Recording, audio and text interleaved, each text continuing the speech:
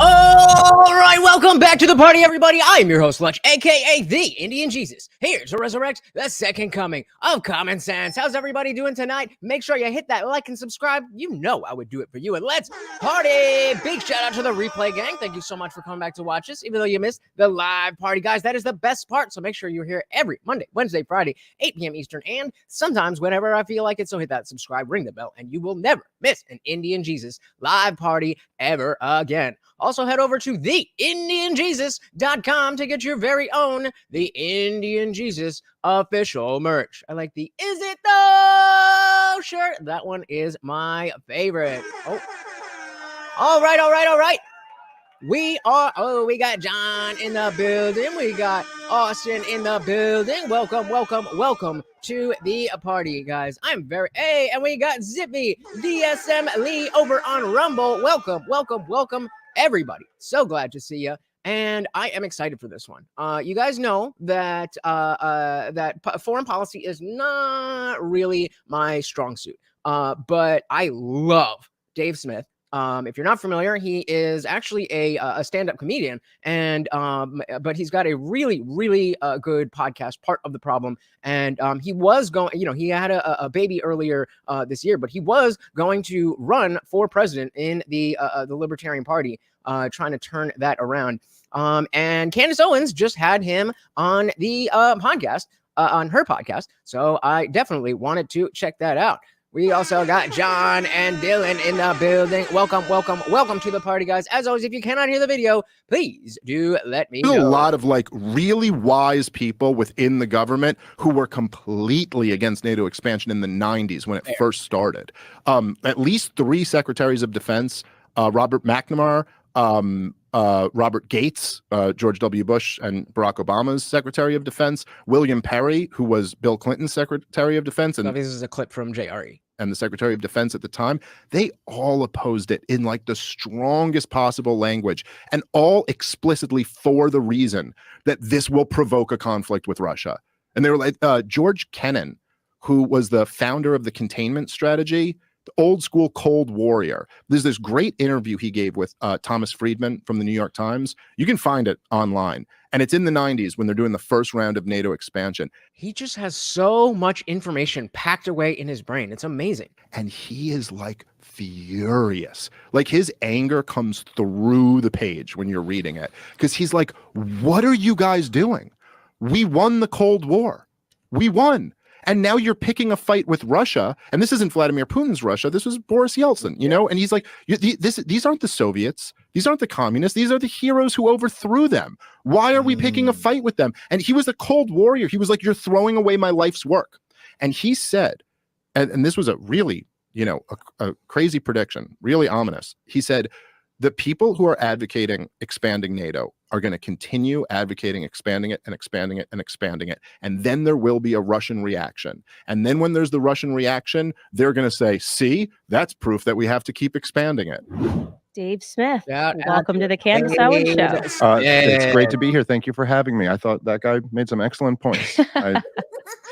Dave Smith, man, that name, really hard to make a name for yourself, and somehow you did it. Yeah, no, I gotta just keep saying really wild things so it distracts from my simple, boring name. So tell me, just tell my audiences, in case they have not been introduced to you, who you are, where you came from, and how you were having this conversation. That clip is from the Joe Rogan Experience. Is it still being called the Joe Rogan Experience? It sure is. Okay. Hey, and what's his name?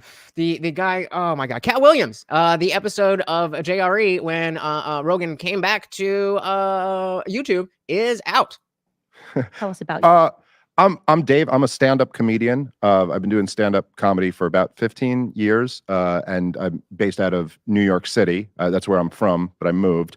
So that's just what I do, is I do stand-up comedy. And I in 2008, I found the Ron Paul campaign when he was running for president. And all of these issues of foreign policy were central to his campaign. And it was just kind of fascinating to me at the time, if you could think, there's George W. Bush administration, the last year of his administration. I just want to give you guys a little bit of his introduction, and then we'll skip ahead a little bit. The idea that there was a guy with an R and Texas next to his name who is making this argument that we should be non-interventionist and that there's a reason why we're hated throughout so much of the world, and it's actually because we've started all these unnecessary wars and killed a lot of innocent people. And it was almost like, to me, it was kind of it was almost like a portal to kind of break this weird barrier of just looking at things from inside the perspective of the American empire to looking at things from outside the perspective of the American empire, which is really all I'm talking about in that clip there. It's just like, hey, look, I'm not saying Putin's a good guy or he was right to invade, but let's just look at this from his perspective. What is his grievance here? And if you do that, you'll kind of figure out, if you're being honest, that, oh, he had a bunch of really legitimate grievances. Yeah, and that doesn't mean that he's okay to act in whatever way he wants, but putting yourself in another person's position to understand what they're thinking is important.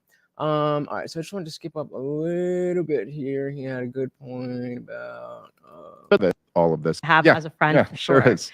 Yeah, so I think what you're describing there, by the way, is this psychological element, and that's why I hint to that point that Thomas Sowell make about isolationist, where it's funny because if you develop this foreign policy idea that we shouldn't be intervening everywhere, they accuse you of being an isolationist, but actually they're mental isolationists. They don't want you to know what is going on outside of your own borders. They want you to be called a traitor if you even want to discuss it or ask any questions meaningfully. Right. And yeah, like why do we need to be sending money to Ukraine? How dare you? You're the worst person ever. then if you start asking questions, one of their routine tricks, the people who are doing what we're talking about, that's what the pronoun they usually means. The people who were most recently referenced, they is a pronoun that refers to those people. Is dismiss you as stupid. You know, you're not a foreign policy advisor. You've got no history. Do you even have a college degree, Dave? You can't ask these sorts of questions. I'm just thinking of when Moms of Liberty was on with Joanne Reed and she was trying to say, well, you seem like you're an expert on this children's book. Like, and that is why they did not like it when immediately after Russia invaded Ukraine, I shared speeches leading up to the invasion and after. Vladimir Putin was saying over and over again that this is because NATO is attempting to expand, despite the fact that we were provided assurances following the fall of the Berlin Wall. mm-hmm. Nobody in the media will report on that. Why? We are not skipping. Well, look, I mean, because they're trying to sell a war.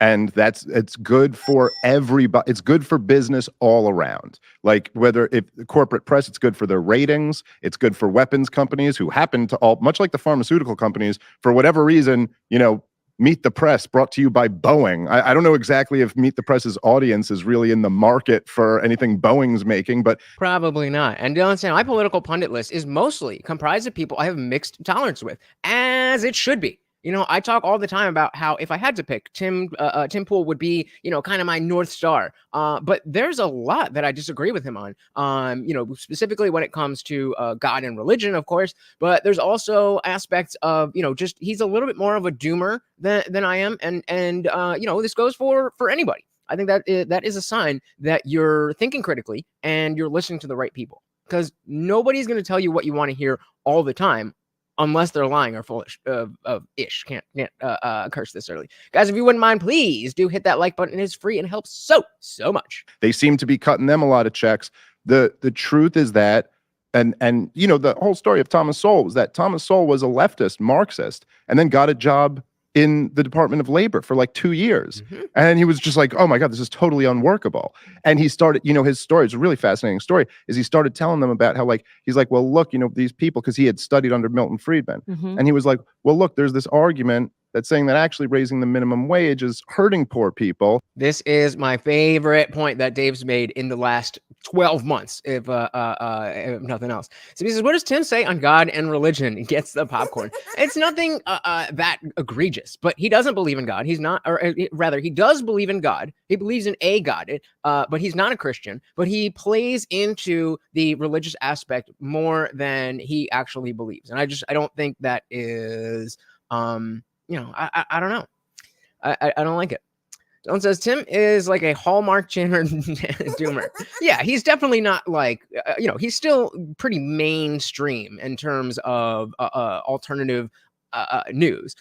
He's not like, you know, way in the annals of doomerism. But, you know, as somebody who is relatively mainstream, I don't like how he can be so negative sometimes. And I understand it. I don't see things the same way.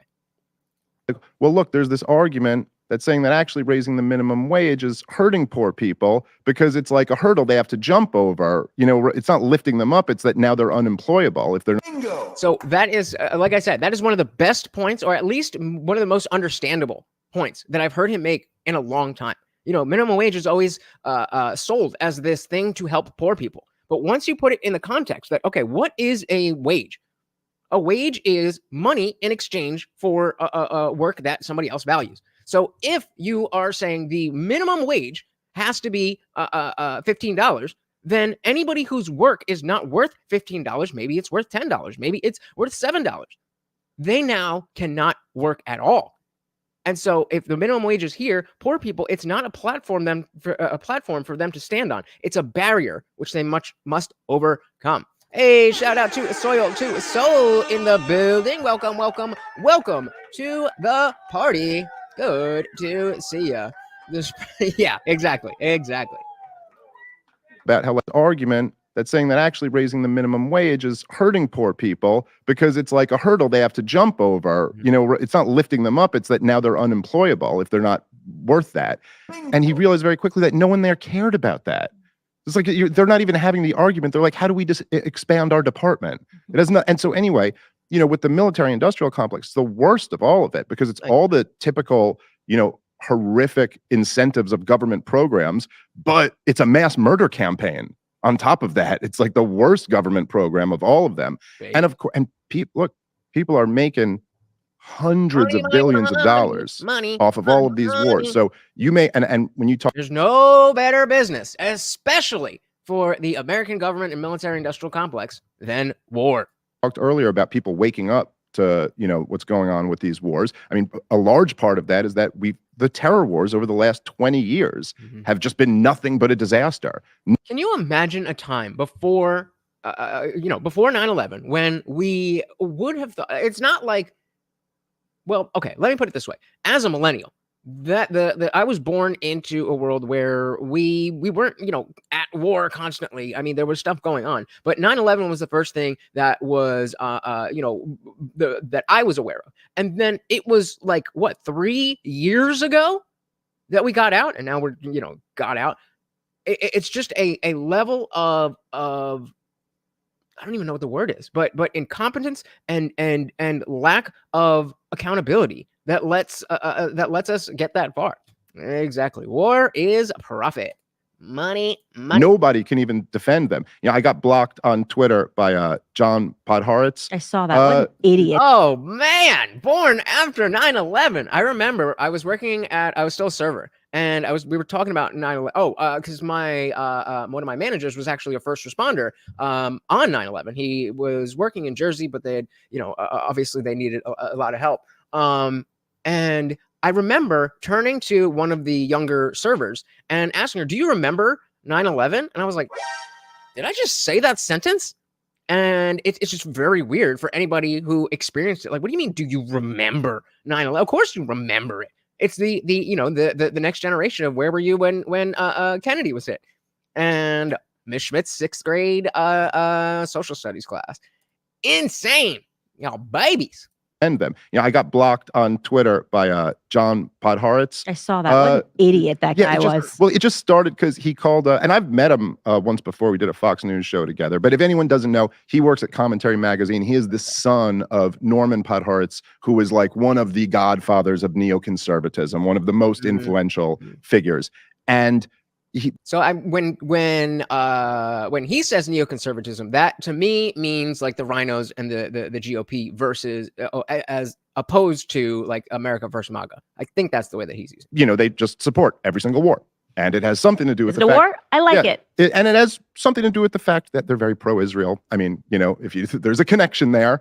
And this is something I think people need to be aware of. I just want to say, yeah, man. I mean, my dad was working in hospitals in Brooklyn and not in Manhattan, some other borough, but he was right in that area, and he happened not to be working that day. But scary is an understatement. Scary is an understatement. Dave Smith is Jewish. Yeah, sure am. Very important. Actually, let's just rinse ourselves before you talk further about that. Well, the only reason I say that is because sometimes people will talk about we'll say neocon, and they are referring to like the new right, which is the opposite of what we understand what we understand neocon to mean. So I'm just clarifying. We condemn terrorism. We obviously do not support terrorism anywhere in the world. I condemn racism in all its forms. I condemn sexism in all its forms. I condemn anti-Semitism in all its forms. There you go. It's right, and it's and We have to do that before any show because, of course, if we don't, then they will assume that we're racist, sexist, bigoted, whatever. Shout out to M169. Welcome to the party. So she was at work. We all gathered in the conference room to watch the news. Yeah, it was a mixed bag of people my age because, like I said, we were in school and we were in 6th grade. And so some people that I know, like when I went to college, and some people, you know, their whole school just stopped and they were watching it. But at my school, they completely tried to just downplay it. And they were like, oh, something happened. And like every 10 minutes, somebody's getting called out of school. And we had no idea what was going on. And eventually, I think it was like 5th or 6th period. It was like, you know, near the end of the day when they were like, okay, so there was an accident at in New York City and whatever. And it's just I had no idea. It was at the time. I was 11 years old, and my mom didn't like me being home alone when after school, so she had me go to the neighbor's house because his mom was home. And I was like, I wonder if I had just heard of this concept, but I was like, I wonder if the pilot had a death wish. Just like the lack of understanding of how accurate that was. I just did not understand. I mean, none of us did. I condemn anti-Semitism in all its forms. there you go. It's right, and and look, you know this from like being a Jewish guy who's critical of Israel. It's like being a black conservative. It's like it's not even what you're first met with isn't even a counter argument. It's just some exercise in social psychology to like shame. Oh, so you hate black people? You hate yourself? I guess you hate your mom and your family or whatever. It's all.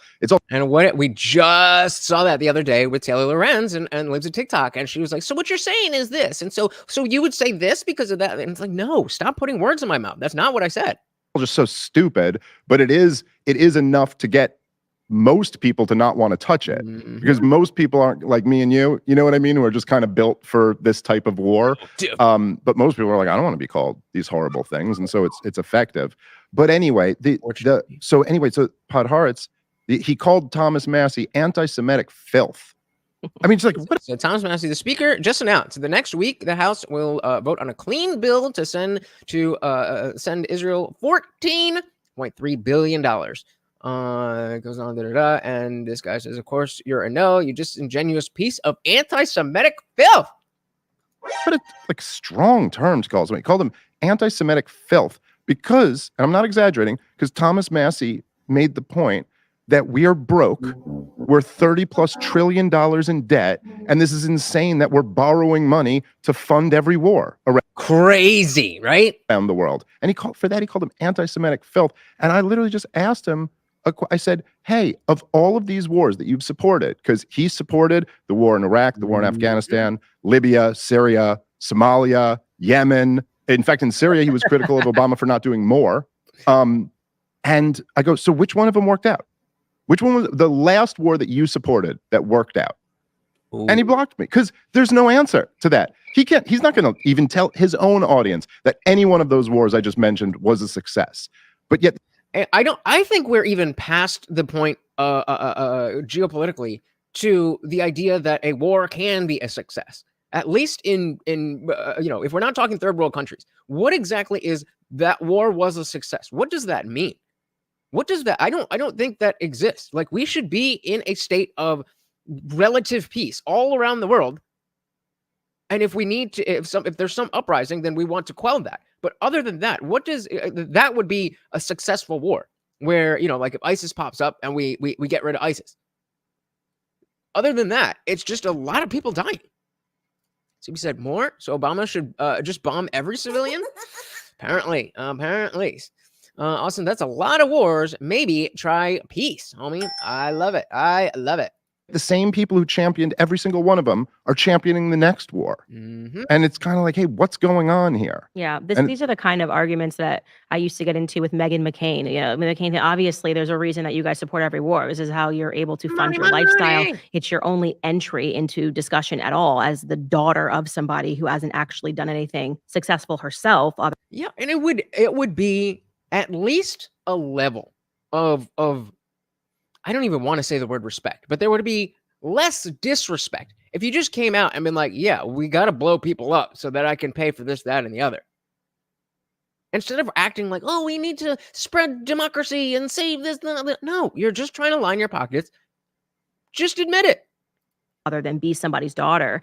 But it's the same thing. They speak down to us like we're stupid because they see themselves as a part of this like protected academic elite. And well, your perspectives is this, your perspective is that. And I'm like, you've been wrong every single time. What grants you the arrogance to say that us saying, after trillions of dollars spent, after making enemies literally everywhere, and by the way, you say this is about global security, we don't even have national security. Right.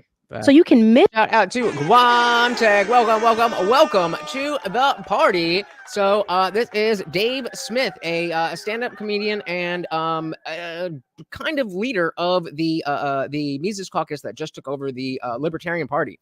I was saying before that he was going to run for president in the Libertarian Party, but he had some family issues and stuff, and he was not able to do that. But he is the best mind that I know. Now, I'm not good on foreign policy, but from my perspective, he is the best on foreign policy stuff. He was amazing all through the COVID stuff. His podcast was the one that would take any claim and just debunk it and show how either it was completely wrong or it had no basis in reality. And I think he's hilarious. I think he does an amazing job of representing a type of libertarianism that isn't that pathetic, like we should have no age of consent and we don't need any FDA or anything. I mean, that's not the argument, but some of the crazy libertarian ideas were like, no, nothing, there's no regulation on anything. So there we go. He is listening. Welcome to the party. Dylan said, Tim Dillon's impression of Meghan McCain lives rent-free in my head. He is hilarious. I think he might be on well, I'm not going to be on the next show, but I think we're going to be covering him for the next show. Maybe, not a promise, but maybe. It's odd watching these people again after I left the right wing. Fair enough. So what that's saying is, I think, is bombing for peace is like fucking for virginity. Such a nice way to spread democracy. Yep. You got it. This is about global security. We don't even have national security. Right. So you can miss me with your global security. We are not more secure globally, and we have definitively disintegrated as a country, as a nation, in terms of national security. Our borders are wide open, and you're calling Thomas Massie anti-Semitic filth for not agreeing, not to, by the way, be clear, he wasn't asked, he didn't even discuss not sending the so I stopped myself, but mandatory billions of dollars that we send Israel every year. He was talking about the additional, what was it, 22 billion, whatever it was, 22 billion. He said, sorry, we literally can't afford to do this. He has been consistent on this point, no matter who it is, no matter what nation it is. But again, a psychological aspect here to say that if you say something that makes sense, we're going to call you anti-Semitic. And do you want to wear that label on you? Well, then you better get in line. That's psychology, not rationality. No, that's absolutely. And that, I mean, for as long as I can remember, like I've told you guys recently, I wasn't into politics when I was young, but as long as I can remember being into politics, that was always the tactic of the left. Is to play on emotions and use these scary words that you could be a this or you could be a that, and it's the worst thing in the world and you can get canceled for it. And so you're not even able to engage with what we're talking about because you're kneecapped with your language. It's not a good way to operate. Don't say it's democracy operating on opposite day. Bizarro world logic. Yep. So because 5 different standards boards, but the moment they lie or screw up and people get sick, they start going to jail. So the soul said, agreed. We've definitely entered the clown world timeline, unfortunately.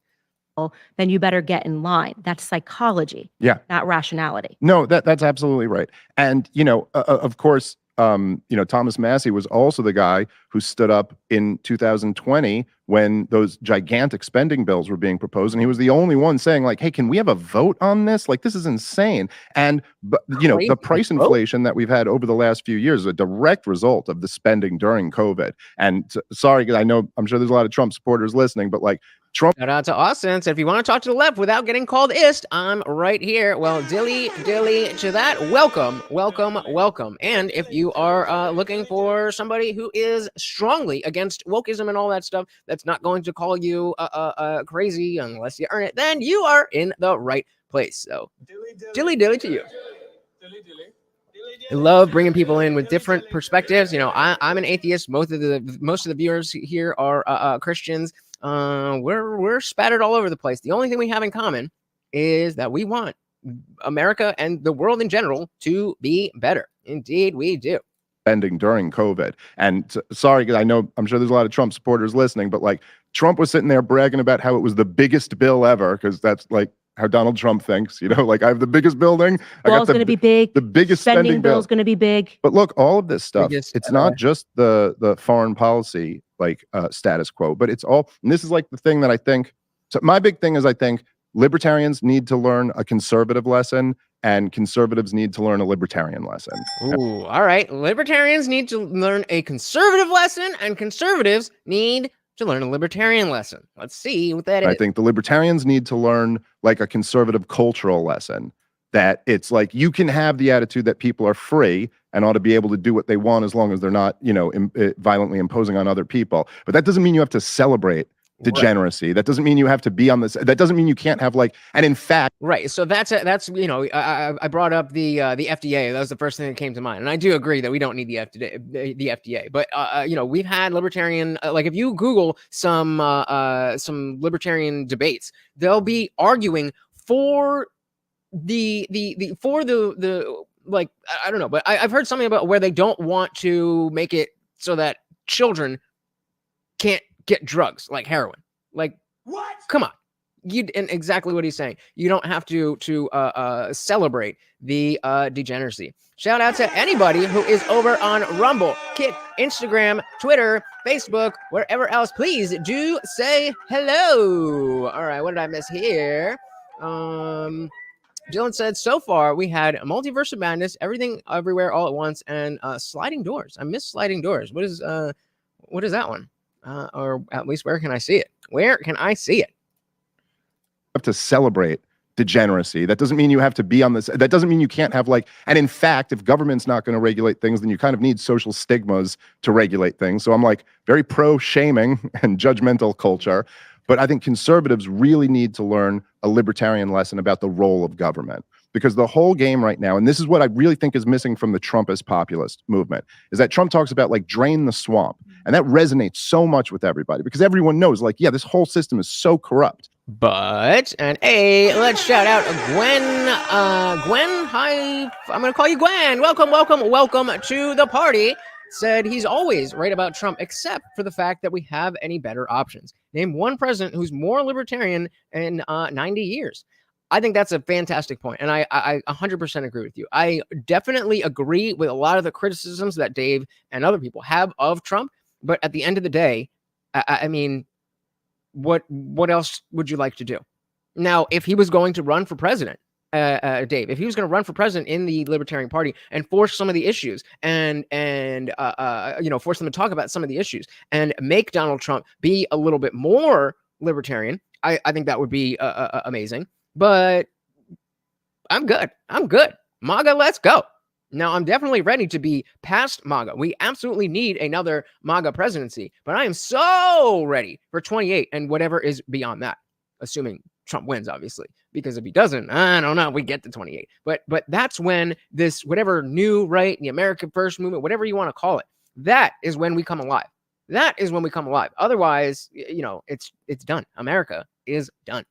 And obviously it is. I mean, look, the most millionaires in the country are in Washington, D.C. And the richest counties are all the suburbs that surround Washington, D.C. And why? That's not capitalism. It's not because, oh, there's these great big factories that make all the things in Washington, D.C. It's not Silicon Valley's in Washington, D.C. or some center of industry. And Great. Oh, early comment of the night from Gwen. MAGA is a stepping stone.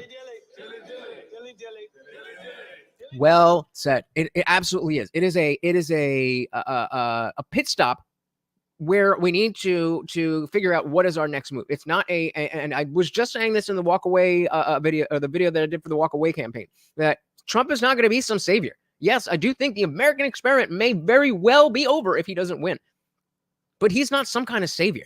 He's just going to keep us in a holding pattern, and we need to figure out what it is that we actually do, because the GOP does nothing except try to slow down the Democrats.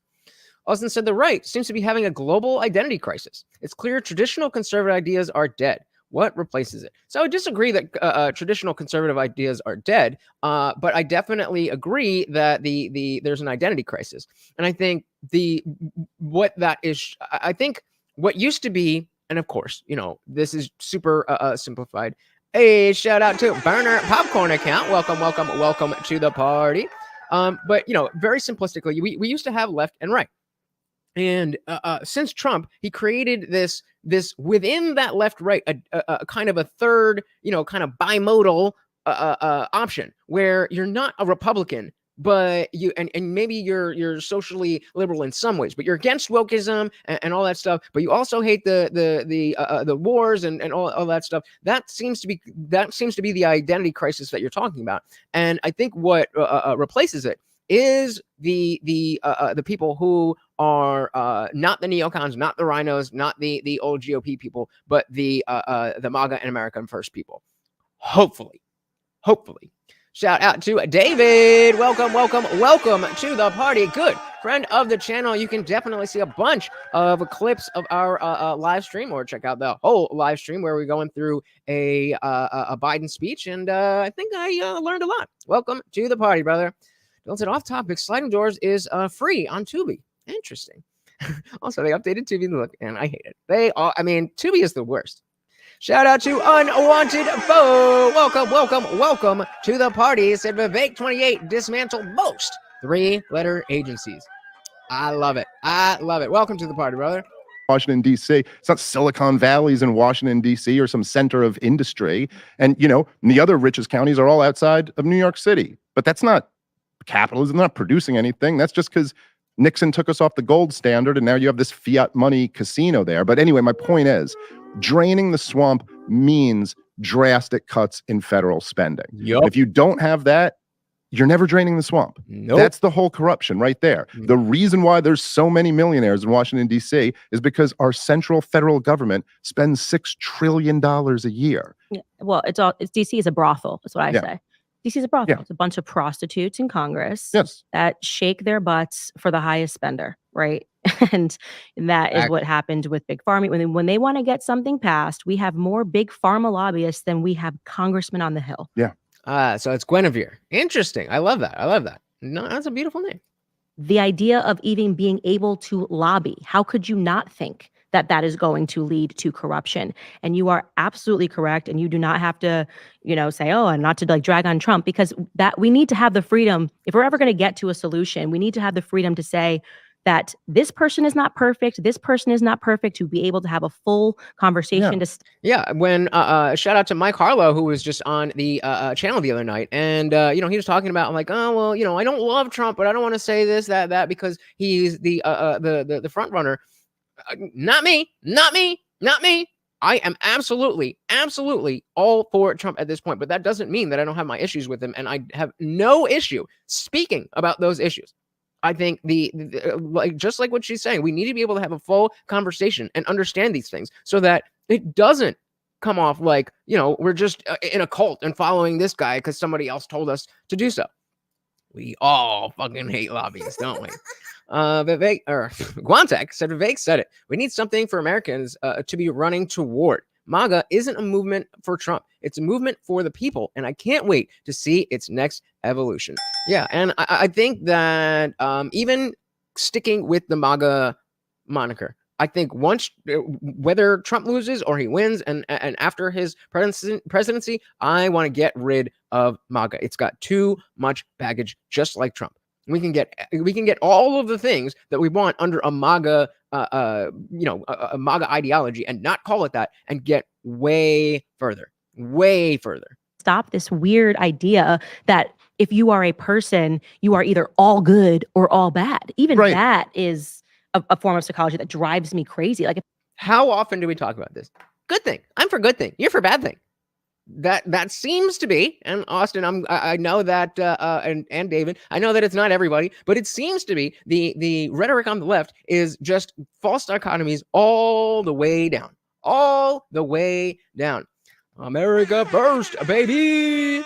Amongst the United States, just because he's the best option at the moment doesn't mean I don't have issues with Trump and his decisions. Yep. MAGA, how about USA? The American identity. That's what I'm telling you guys. Absolutely. If I tweeted right now that Stalin said 2 + 2 = 4, and I agree, they would be like, Candace Owens is supporting Stalin. No, sometimes even somebody that you disagree with can say something that is correct. Right. And shout out to Chester. We were just talking about this in Discord last night, that Jesus said a lot of stuff that I like. That doesn't mean that I believe he was the son of God. And it doesn't mean you have to give up your entire identity. I'm not saying that to conservatives, and I'm not saying you can't respect the fact that Donald Trump came around and said some really important things and was totally right about immigration and foreign policy, and he got so much heat for this, but he was totally right that all these wars were stupid and that having open borders is unsustainable and you can't have a nation without a border and all of that stuff. He was right. He was right when he questioned NATO, and also he was framed by his own intelligence agency as committing treason. He was framed for treason by his own intelligence communities. All of that's true. All of that is true.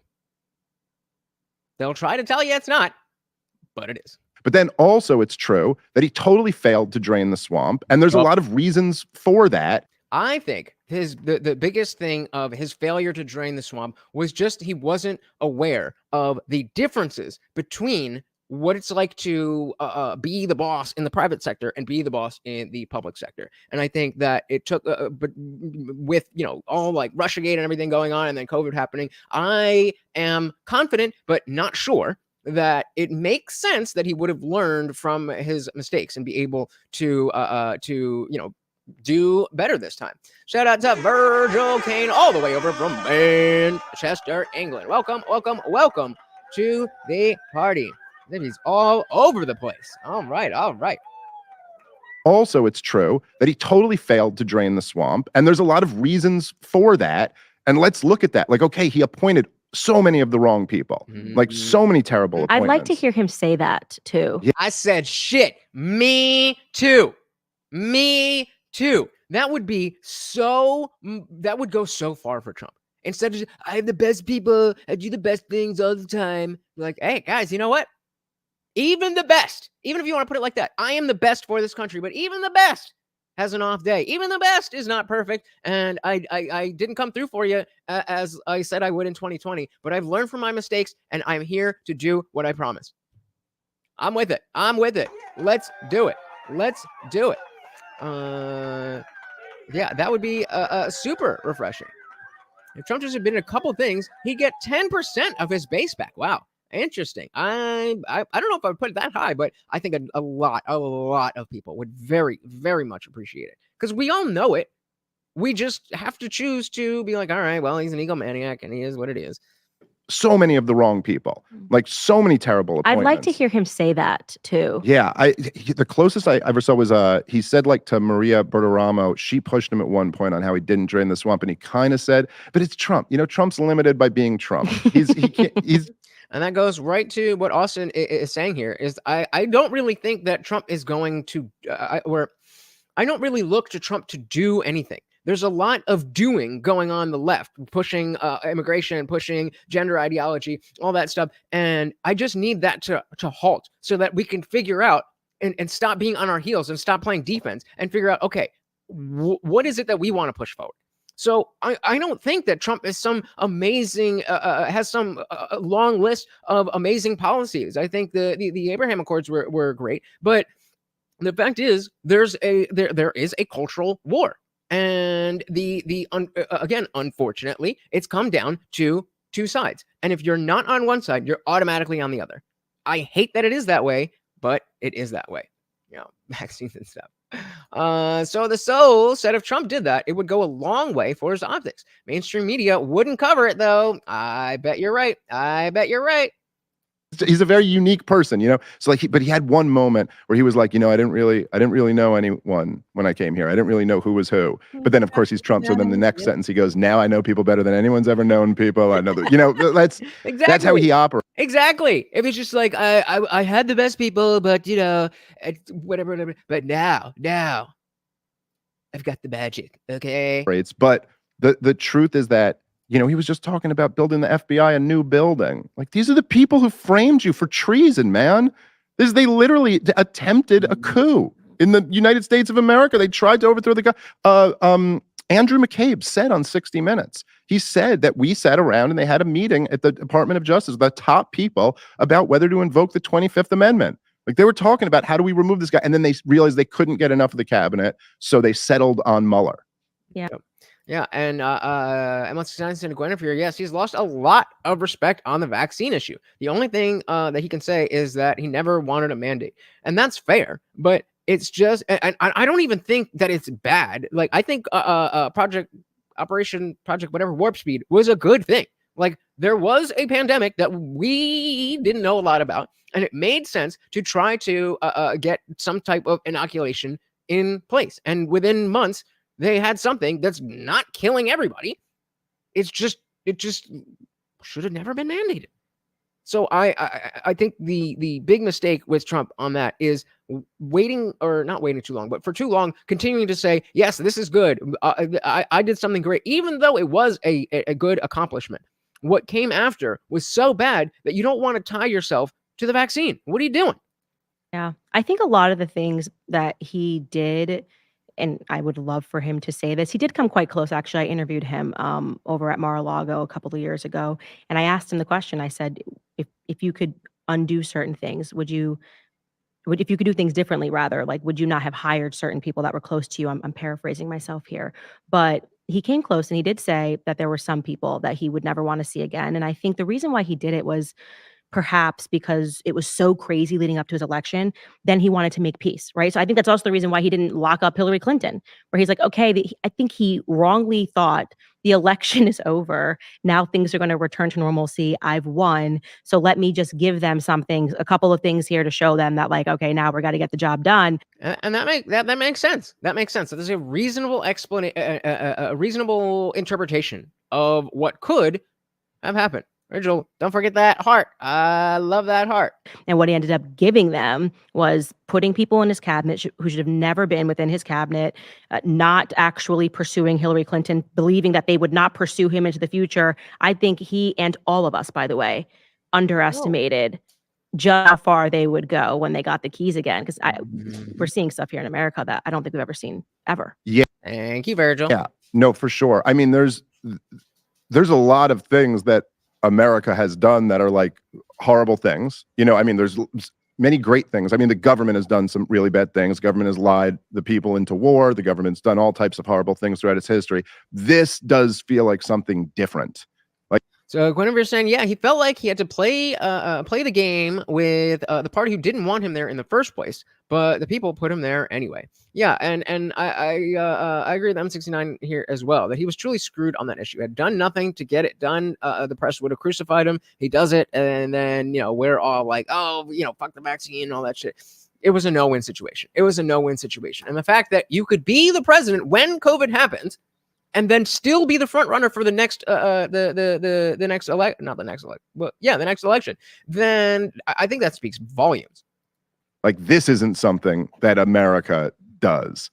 It is. Well, now it is. It is overseas. Well, that's right. Boy, that's right. This is what's interesting about why we're at this moment now where people are starting to question the government. For the first time ever, They kept us in the dark, so to speak, and I'm just saying this as like a public school education 9/11 type kid, about what we were doing overseas intentionally, while convincing us that we were receiving an education. We actually weren't really receiving an education. We were receiving marching orders. Yup.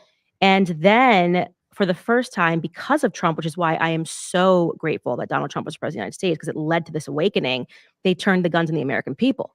They've never done it before, right? They've never done what they did on January 6th.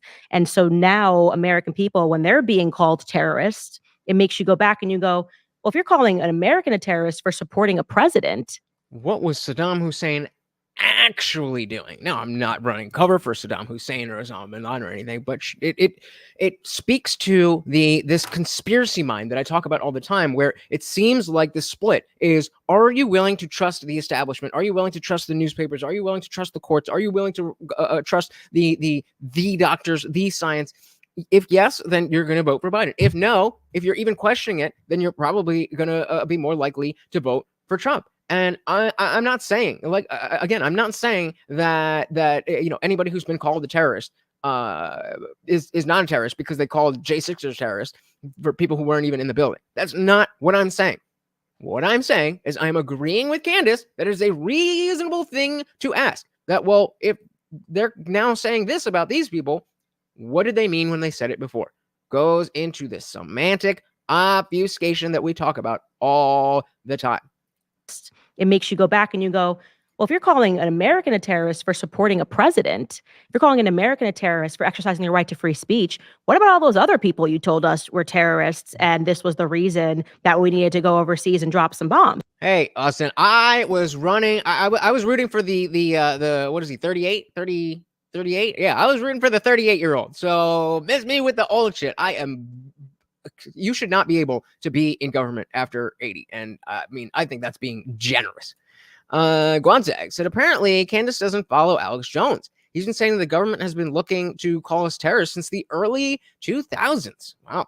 And again, it makes sense. A shout out to Unwanted Foe for the $2 super chat. And of course, every donation comes with a treat for my co-host, Morty. Thank you. Thank you so very much, sir. And of course, that makes you the new sponsor of the stream. Thank you very much, sir. Very, very much appreciated. Well, you told us we're terrorists, and this was the reason that we needed to go overseas and drop some bombs. This is how it's starting to work in the American psyche. We're working backwards now. Yeah, well, I mean, think about it. Like, these are people who are really comfortable with. Thank you again, Unwanted Foe. With supporting wars where hundreds of thousands of people die because it enriches their friends. And just, if you could get yourself into that mentality, if you're that callous, but what we feel like, yeah, but they would never do that to us or something. You know what I mean? It's like, it's almost like if you sure about that? You sure about that? You sure about that? Like, if you found out someone was like a pedophile and you let them babysit your kids and you were like, well, they did that to other kids in Iraq. You know what I mean? But they wouldn't do that to my kids here. It's like, no, I think the lesson is that person will be nowhere near my kids. Yeah. And when people show you who they are, believe them. When people show you who they are, believe them. Amongst the Giants said, it truly cracks me up that people don't believe that dear leader for life bullshit. Yeah, ever since the Patriot Act. Yep. Whenever I remember when they decided we were probably terrorists if we stored food or ammo. Yeah, like don't be a prepper. Don't prep for 6 months, especially if you're in a tornado alley or in Florida where there's hurricanes. If you have any stock food, you're a right-wing terrorist. Semantic obfuscation. And so I think that Donald Trump really, I think it was more symbolic than anything else. But he represented such a repudiation of the establishment and telling the American people that they are so corrupt and so stupid and have totally, mismanaged the United States of America. And in a sense, supporting that guy when everybody told you, like everybody at CNN told you, you're not allowed to, and you supported him anyway. That in their mind is like treason. Mm-hmm. That's like, oh, you're the enemy. And so this goes right into what we talk about when all the Democrats say our democracy. It makes you question, do you mean y'all's democracy? Like we're not a part. Oh, that is what you mean. So really, and if you look at this, it's not that there aren't really terrorists and there aren't really bad people all around the world. Most of the world is Oh God, no, oh gosh, filled with them. But if you actually look at, like, say, the crimes of what Saddam Hussein committed, the crime of what Muammar Gaddafi committed, the crime of what Bashar al-Assad committed, it has nothing to do with what they tell you. It's not. Yep, and exactly what Soul the Soul is saying. When the Patriot Act was passed, that's when I learned whatever name the government gave an act or bill usually meant the exact opposite. Remember the "Don't Say Gay" bill. Remember the I can't even think of one off the top of my head, but they just there was just one recently that was supposed to be the border security bill, and most of the money was going to Israel and Ukraine. It's like, come on, man, like. Where is the left or right? Where is the politician? Because I've heard AOC talking about this as much as I've heard people like Marjorie Taylor Greene or Carrie Lake talking about this. That, you know, nobody reads the bills. They have these omnibus bills that have 7 bajillion different things, and they give you a half hour to read it, and then you go to vote, and they only take the votes of the people who actually show up, and most people don't show up. It's like, what are y'all doing? What are you doing? It's not like Bashar al-Assad was killing all of his own people was the line. It's not that they're oppressive. We're in business with the Saudis. Mm-hmm. We're in business with Israel. So maybe this idea that we need to spread our freedom, we need to make sure maybe that's all bullshit to line their pockets and continue their control. The question isn't how oppressive are you to people who are helpless. The crime that they committed is that they were not on board with the American empire. They were not subservient to it. I mean, this is the same issue that we have with Iran. It's the same issue with Vladimir Putin. Mm-hmm. You know, and John Mearsheimer points this out, and he's one of the best guys to listen to on foreign policy about all this stuff. Totally brilliant guy. And he just knows everything. But he pointed out that you go back and find me a quote before the year 2015. About anybody saying that Vladimir Putin is an imperialist, anybody saying that he wants to reconstitute the Soviet Union, find it. You're not going to find it anywhere, okay? Nobody was saying this because he's never said anything like that, and he's never demonstrated it. And this is after, like, the conflict in Georgia, and he had, like, a few little skirmishes like that. You know, what happened is in 2015, he committed the ultimate crime. I love this. Guinevere said, the more we spread freedom, the less free we are. Very well said indeed. The more we spread freedom, the less free we are. So the Soul said term limits and 3-page bills max should be what they pass next, but that's just my opinion. Well, I agree. Yeah, single issue bills. I mean, it could be 10, 15 pages. You're a member of Congress. You can fucking read. It's just a matter of, being able to have the time to read it, to be able to understand what's in it, and to be able to have a yes/no vote on a specific thing. Once if the legislative branch was run like a normal business, most of the reps and senators would have been fired a long time ago. They can get away with so much nonsense. Yeah, what were they just saying on I appreciate you, Zippy. What were they just saying on what were it was like the Gen Z hack to never get fired is to work for the government. Because you can't get fired. It doesn't exist. I mean, obviously it does, but only if you're George Santos. Musty Nine said 2015 was indeed a magical year. That's when the great woke shift occurred. I would say it was, that's really, I think, when it exploded, but the seeds were planted at least in 2012, if not earlier. At least. What happened is in 2015, he committed the ultimate crime. And what the ultimate crime was is he went into Syria when he was invited in by the government of Bashar al-Assad. How dare you? And he Shout out to the Adventure Bros. Welcome to the party. Good to, I don't know what this says, but welcome to the party. America a regime change in Syria, and it worked. And there's a reason, and that's why they hate him. And there's a reason he denied it. And so I want to first back this up because I have a clip that I want to show people now that you're listening and we're talking about foreign policy. I want to invite you into this discussion, but also to know that you don't have to be afraid to ask questions. You don't have to be like, oh my gosh, I'm realizing how little I know. That's fine, right? Am I supposed to know what this means? Let people make you think that you are stupid. That was their intention. They didn't want you to have access to this information. All We're right. all, like I said, descending out of this cloud, or this fog rather, so to speak. So this is a clip, by the way, when we talk about how they just sort of start labeling people terrorists whenever they go against not American interests. We shouldn't call them American interests, because America's not doing great either, right? We're talking about a very small group of people who are benefiting tremendously. Right. Well, there's a difference between benefiting America as the enterprise that is the American enterprise versus benefiting American people. That is two very different things. Like aloha. That works. Well, aloha and hafa adai. Am I saying that right? Probably not, but welcome.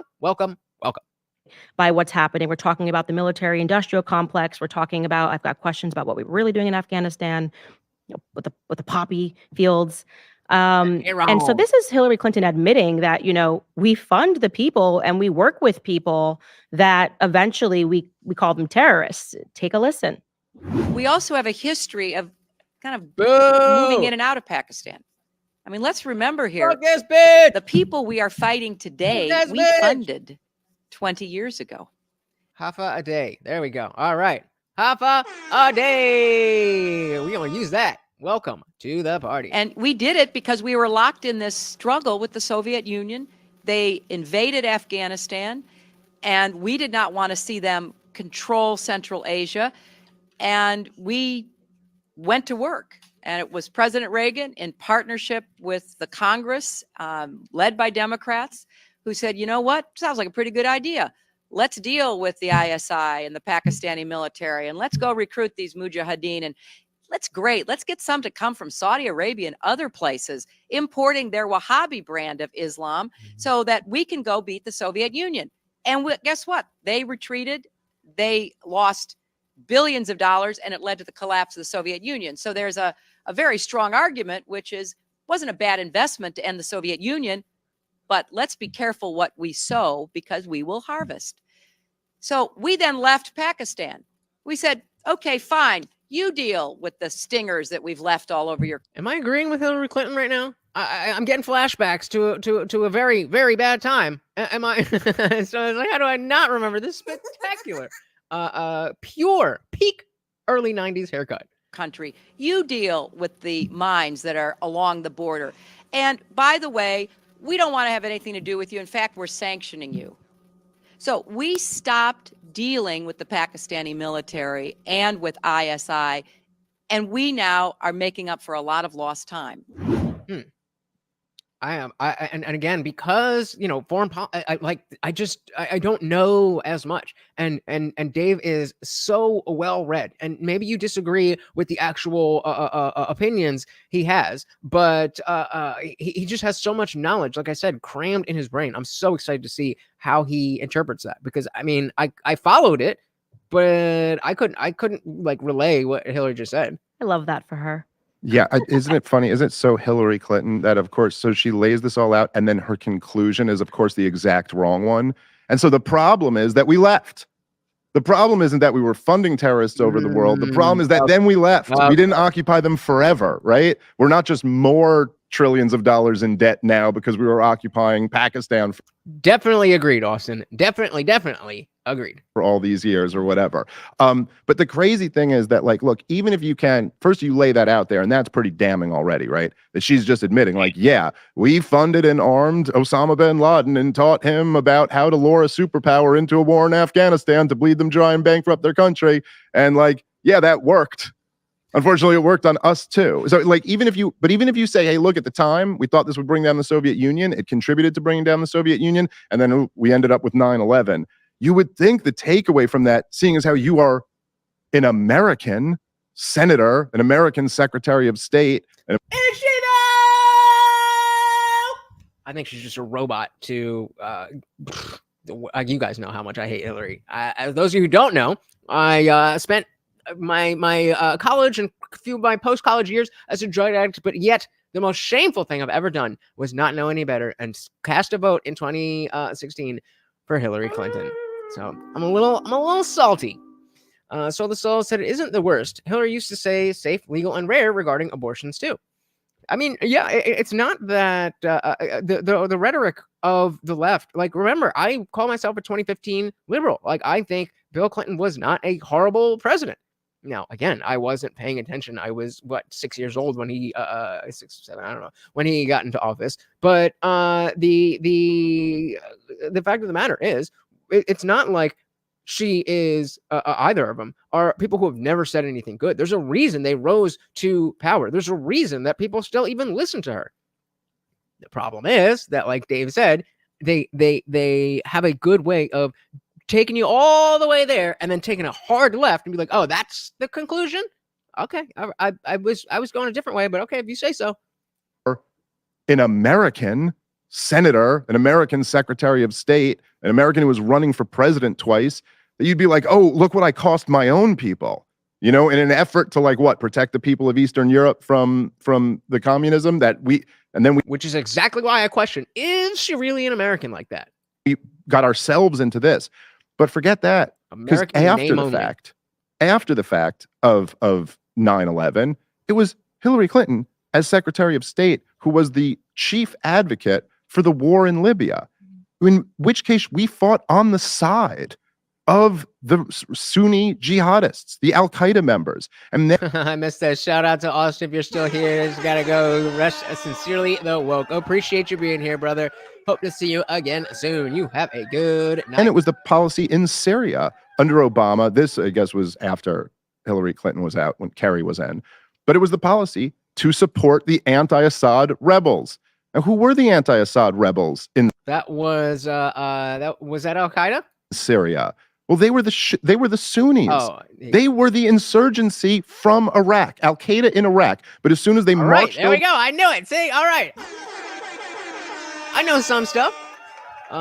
Zippy said even Trump. Trump is just more. What in the fuck are you talking about? Yeah, he said sincerely the woke. I think he's leaning into it, and I appreciate it. I appreciate it. They were the insurgency from Iraq, Al-Qaeda in Iraq. But as soon as they marched over the line into Syria, they were getting Toyota trucks and American weapons. And so this is after 9/11. And, you know, for all the talk about Donald Trump being a Russian spy or whatever, you know, like treason does have a definition. And last I checked, giving aid and comfort to the enemy during wartime would meet that definition. And so, like, that's what Hillary Clinton and Barack Obama are guilty of. Literal treason. Yep. So that's the problem. Many take the hard left with them, thinking politicians are automatically authorities and should be followed instead of thinking for yourself. Absolutely right. Absolutely right. And whatever. But so the argument that you would justify after these terrorists turned on up, now they become terrorists, not freedom fighters, you know, because they're attacking us. But that you would still keep funding them after that is really insane. And by the way, the same thing is true in Yemen, where we're on the side of Al-Qaeda in the Arabian Peninsula. No, but to this day, well, maybe not to this day, as of 2023, the only person I'd ever heard talk about what's going on in Yemen is Dave. Only person. Now, maybe that's that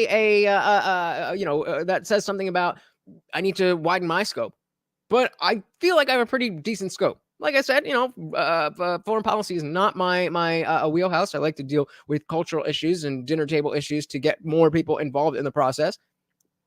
Point stands that I didn't know there was stuff going on in Yemen until Dave Smith was like, hey, there's also stuff going on in Yemen. I was like, oh, really?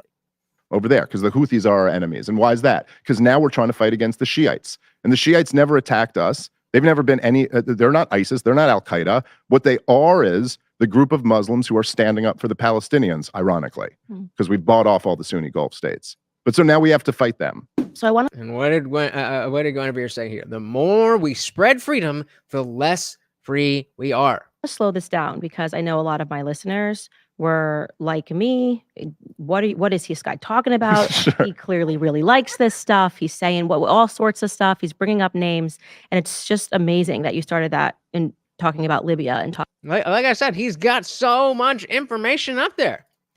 He said Trump is more a fly by the seat of his pants delegator of responsibilities, while the rest were drug addict Wall Street gambler types. Yeah, and so the thing is, if you're in the private sector, then because of the fact that you can delegate something, and if it doesn't go, you can fire and bring someone else in. That is a good way to do things, so that you can have your hands in more things, and you're just managing people. But the government doesn't work that way. The people have so many protections against you, their leader, that you have to maneuver. And I don't think, I mean, I would assume that he understood that to some extent, but I would also assume that you can't understand how much different it is until you're actually there. Venture Bros says Iran will go for Saudi Arabia. Oh, that's fucking scary. Oh, Jesus. Oh, Jesus. World War He's III. bringing up names, and it's just amazing that you started that in talking about Libya and talking about Gaddafi, because what I want to now present to my audience is, and you had no idea that I have this in my lap at all, this is a speech from Gaddafi, who was the president of Libya. Interesting. He was Okay. also, obviously, Libya was a member state of the UN, and we should just park it here because I want to read pieces of this speech. It is definitively the reason we killed him. I have read this speech so many times.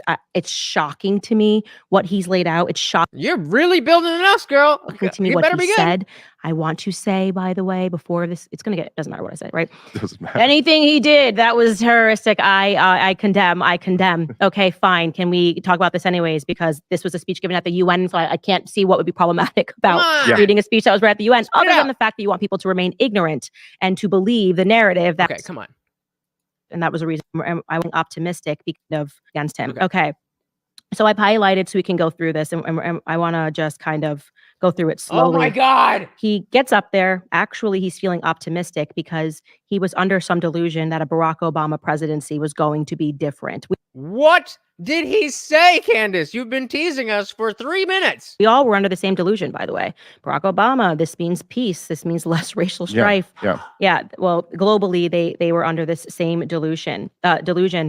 He starts out by just talking about the United Nations, just talking Okay. about why it was formed. Okay. He says, the United Nations was formed by nations that joined together after Germany in the Second World War. Those countries formed a body called the Security Council, made its own countries permanent members, and granted them the power of veto. He starts talking about the Charter of the United States and how the preamble is very appealing, but all the provisions that follow it completely contradict the preamble, right? So just to be clear there to people, when the United Burn it, she did. Burn it, she did. I've read this so many times, and I've never, like, okay, whatever. So the main problem with the drug addict Wall Street gambler types is they run in packs and network. Trump is more like, here, do this thing, but it's government. You can't do a thing without doing 100 other things. That's bureaucracy for you. Indeed. Well said. Predict the preamble, right? So just to be clear there to people, when the United States was established following World War II, there were yeah, right. I will never get over that. The highest drone body count, the Nobel Peace Prize. And wasn't it? I mean, the other irony of the prize itself was, I'm pretty sure Nobel did something. I think he invented dynamite. It was some explosive where people would die, and so he came up with this thing so that when people thought of Nobel, they thought of peace as opposed to the bomb.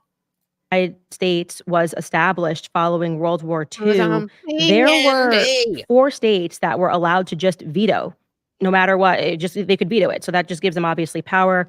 France, UK, the Russian Federation, and China also joined. Is also a member of the Security Council. Yeah, I still, remembering that she came from the left, like I did. I think she was very deeply embroiled in conservative rhetoric and propaganda, and I think she's starting to level out. That's typical. And starting meaning over the last year or so. But I think that's relatively typical, where I was just talking about this the other day, or I was just talking about this last night on shout out to the Front Porch Conservative, and my militant atheist phase. And it's when you grow up in the church and then you realize that all of that is lies, there's an anger to it. and you know, you want to jump on the other side. No, I know everything about the universe, and then you kind of settle down a little bit. And China also joined, is also a member of the Security Council. So he says,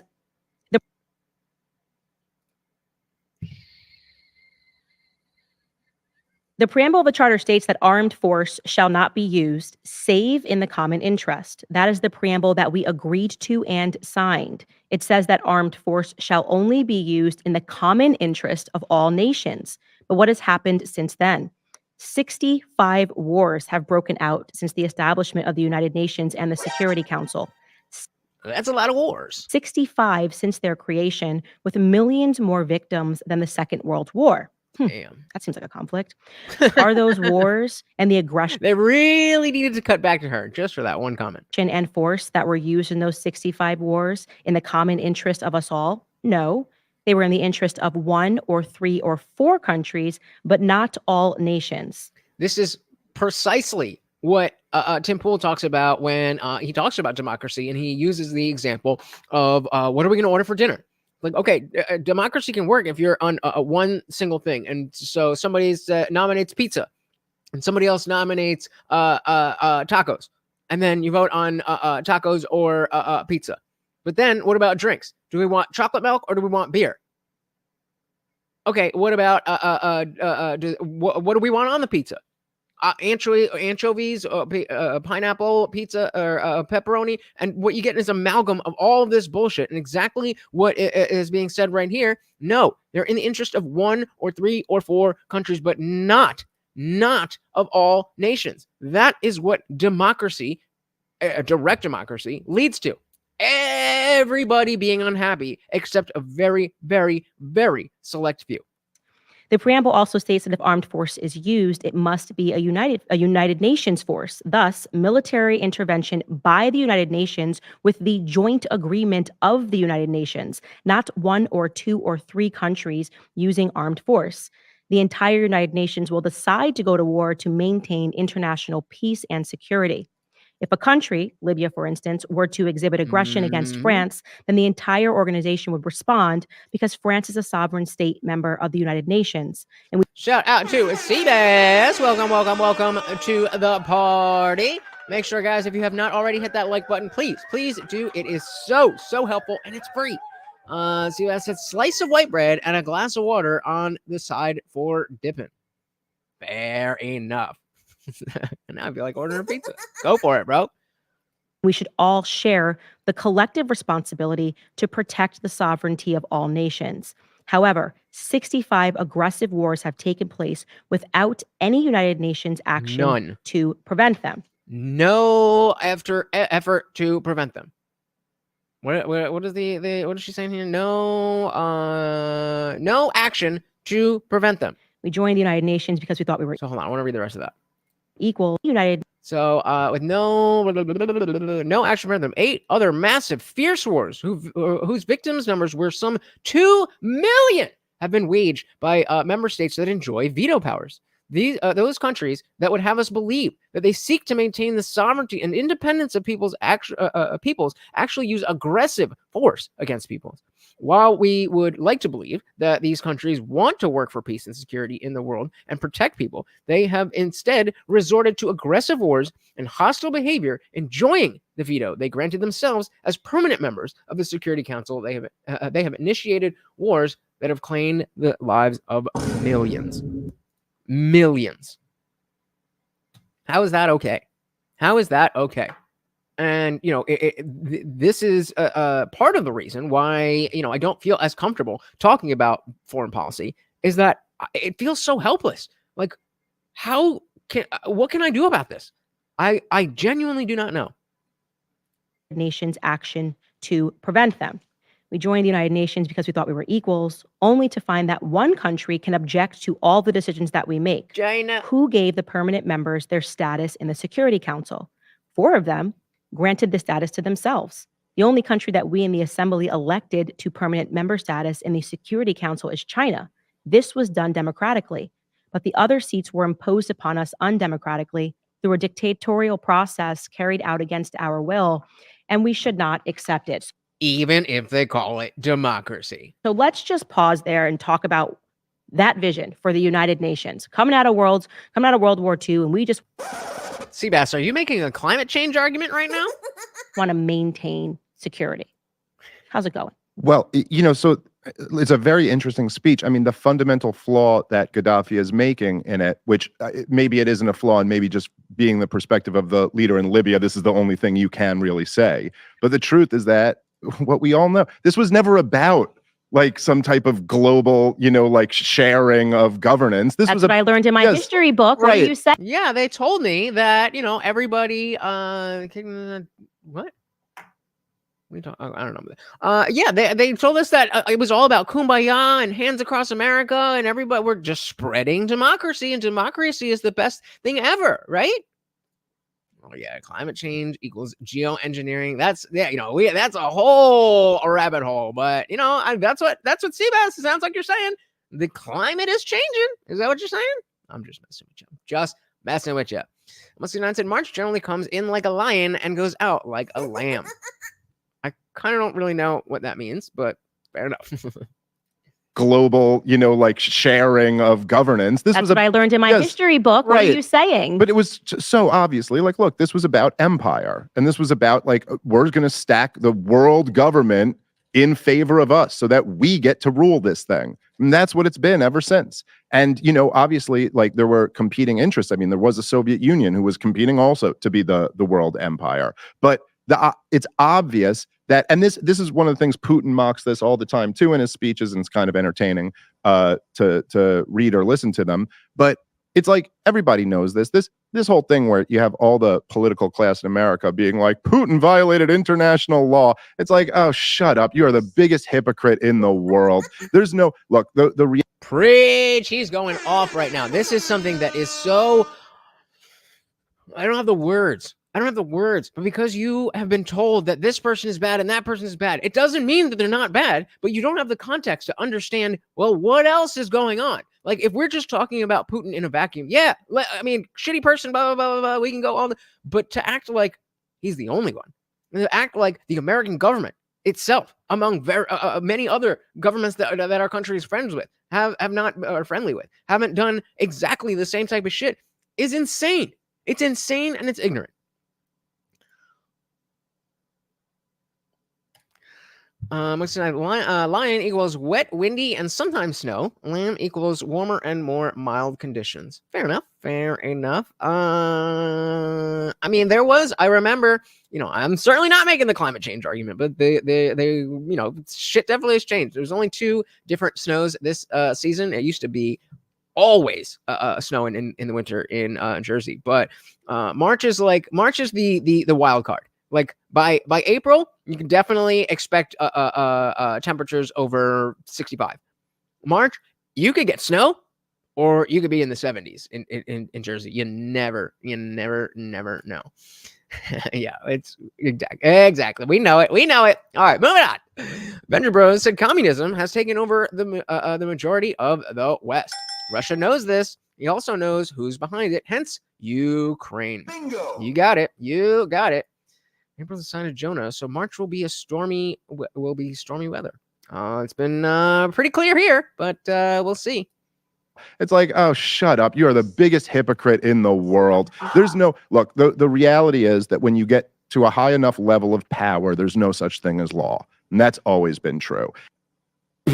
Bars. When you get to a certain level of power, there is no such thing as law. And that's always what's going on here. I mean, how many times do you have even people who are like, the biggest proponents of the war in Gaza right now? Yeah, I just had Bobby Kennedy on my podcast, and we got into a pretty heated argument over it. And I really like a lot of things about Bobby Kennedy, but I just really think he's so wrong on this war. And that's, again, why I have so much respect for Dave, because he knew that, this was the second time he brought RFK onto the podcast. And he knew that, shout out to Isaac Rose, who just joined the Discord server. Welcome. But he was willing to bring Bobby Kennedy on and talk to him and be very clear that, like, hey, I think you are very, very wrong on this. They were talking, about Israel, Palestine. But he was very happy to hold him to account and give him it wasn't like a gotcha interview, but it was a legit conversation the same way that if you and I were arguing about something, we wouldn't put on airs because, I'm the guy on the screen and you're the guy in the chat. No, we're just going to talk like we're people. And that's exactly what it is. And I really like a lot of things about Bobby Kennedy, but I just really think he's so wrong on this war. But even like he concedes, oh yeah, the settlements are totally illegal. Oh yeah, you know what I mean? Like it's like, and he concedes that, and almost everybody recognizes that the occupation is illegal, and almost everybody recognizes that, you know what I mean? But it's just kind of like, yeah, but we're still going to fund your war, because I don't know, you're one of the people who get to break international law, but Vladimir Putin does it, and oh my God, you're a war criminal. Like a war criminal. What exactly does this mean? Someone please look me in my eyes and tell me Dick Cheney and George W. Bush and Barack Obama and Bill Clinton and Hillary Clinton, these people aren't war criminals. I think they are. So I'm going to do I want to do a poll, but I don't know exactly what I want to say here. All right, I'll let it ride. And then when you see the poll, hit it. Dick Cheney and break international law. But Vladimir Putin does it, and oh my God, you're a war criminal. Like a war criminal? What exactly does this mean? Someone please look me in my eyes and tell me Dick Cheney and George W. Bush and Barack Obama and Bill Clinton and Hillary Clinton, these people aren't war criminals? I mean, get out of here with that. So obviously the whole thing was always, the whole liberal rules-based order is just that we don't have to follow the rules, but it's an excuse for us to impose those rules on everybody else. Rules for thee, but not for me. Which, doesn't that just sound like government in general? Right. Doesn't that just sound like everything? I think about the pictures of Nancy Pelosi and then, Dianne Feinstein not wearing masks in the middle of COVID when they were going to get a haircut. Oh, you remember? Do you remember what that was like? I will never forget that I was being treated as a second-class citizen while I'm working as an essential worker, and this bitch is out here getting a haircut, no mask, doing whatever she wants. It's not about the haircut. I was growing my hair out. I didn't want a haircut. What I wanted was the freedom to live as I always had. Not to, whoa, you're pulling shit out here. What are we doing? Are you going or not? We're doing a show here. What are we doing? See what happens when he gets hungry? God damn it. Yeah, I mean, it's as simple as that. It's as simple as that. The pictures of Nancy Pelosi and then, Dianne Feinstein not wearing masks in the middle of COVID when they were telling all the rest of us to. That's just the attitude that rulers have. Right. These are rules for you. Yeah. They don't apply to me. Yes, exactly. And I told you. What did I? No, I can't. Obviously, I can't take credit for that. We hear that all the time, but I just like the button. I told you. What did I tell you? Didn't I tell you? Because I told you. And when did I tell think you? what you're Right, looking moving at, on. obviously, we learn about this in the classroom. That's why I go back to what we think when you're in this It's frozen, not froze. fog is no, this was after World War. It was such an incredible war. You spent so much time learning about World War II. And then what we wanted to do after was just be peaceful. And so this was the idea of international liberalism. Democratic values work. We're going to spread these principles across the world. We're going to defend people. We were establishing the United Nations. And we are also going to establish NATO. But this is purely going to be about peace. Like our main aim is peace. And that's what Gaddafi is calling out when he decides that he's going to speak some truth to power, because he's going, wait a second, why does peace starting to look a little bit like imperialism dressed up? When you get under that bunny costume, it kind of looks like maybe you're just imperializing, and that this is just an extension of Cold War in the sense that it's the West versus the East kind of fighting for power. So he moves on. He says, at present, the Security Council is security feudalism, political feudalism for those with permanent seats, protected by them and used against us. I think permanent should, there's very few contexts where permanent belongs in, the word permanent belongs in a political context. There are so few. Like, if you want to say you have a permanent right to life, liberty, and the pursuit of happiness, like, outside of that, I don't like it. I don't like it. Context said, if we're going to be forced out of our normal everyday lives, the least leaders that push the agenda can do is not be hypocritical. Yeah, infuriating. I will never get over it. It should be called not the Security Council, but the Terror Council. If they have an interest to promote an axe to grind, this is injustice and terrorism, and it should not be tolerated by us. And they use the veto power to protect those interests. For example, in the Security Council, they use the power of the United Nations to protect their interests and to terrorize and intimidate the third world, causing it to live in this under the shadow of terror. From the beginning, since it was established in 1945, 1945, there was something like global that was like wars and nations right around that time. I can't put my finger on it. It was something, though. Security Council has failed to protect security. Then he sort of starts unpacking everything, all of these wars that you're talking about. And he addresses Obama. He believes that we would be content if Obama could remain president of the United States of America forever, he says. So these are... Really? So all of this rhetoric about how Trump's going to try to be a third term and a permanent thing, he's going to be a dictator, when it was Obama. Of course. Projection. Dilly. Guys, if you are just joining, welcome. I am your host, Lutch, aka the Indian Jesus, here to resurrect the second coming of common sense. We are checking out Dave Smith on the Candace Owens podcast. Please do me a huge favor, hit that like button, and if you could subscribe, that would be awesome. Even if you're not somebody who subscribes, like just make an account, just do it for me. Come on, I would do it for you. Words that will, he's dead now, and like thinking about him saying this right before they killed him is quite stunning. He says American presidents used to threaten us with all manner of weapons, saying that it could send Desert Storm, grapes of wrath, rolling thunder, and poisonous roses for the Libyan children. That was their approach.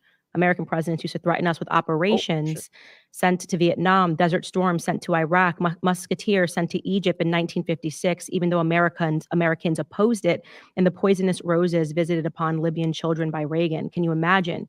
I would have thought that presidents of a large country with a permanent seat on the Security Council and the right of the veto would have protected us and sent us peace.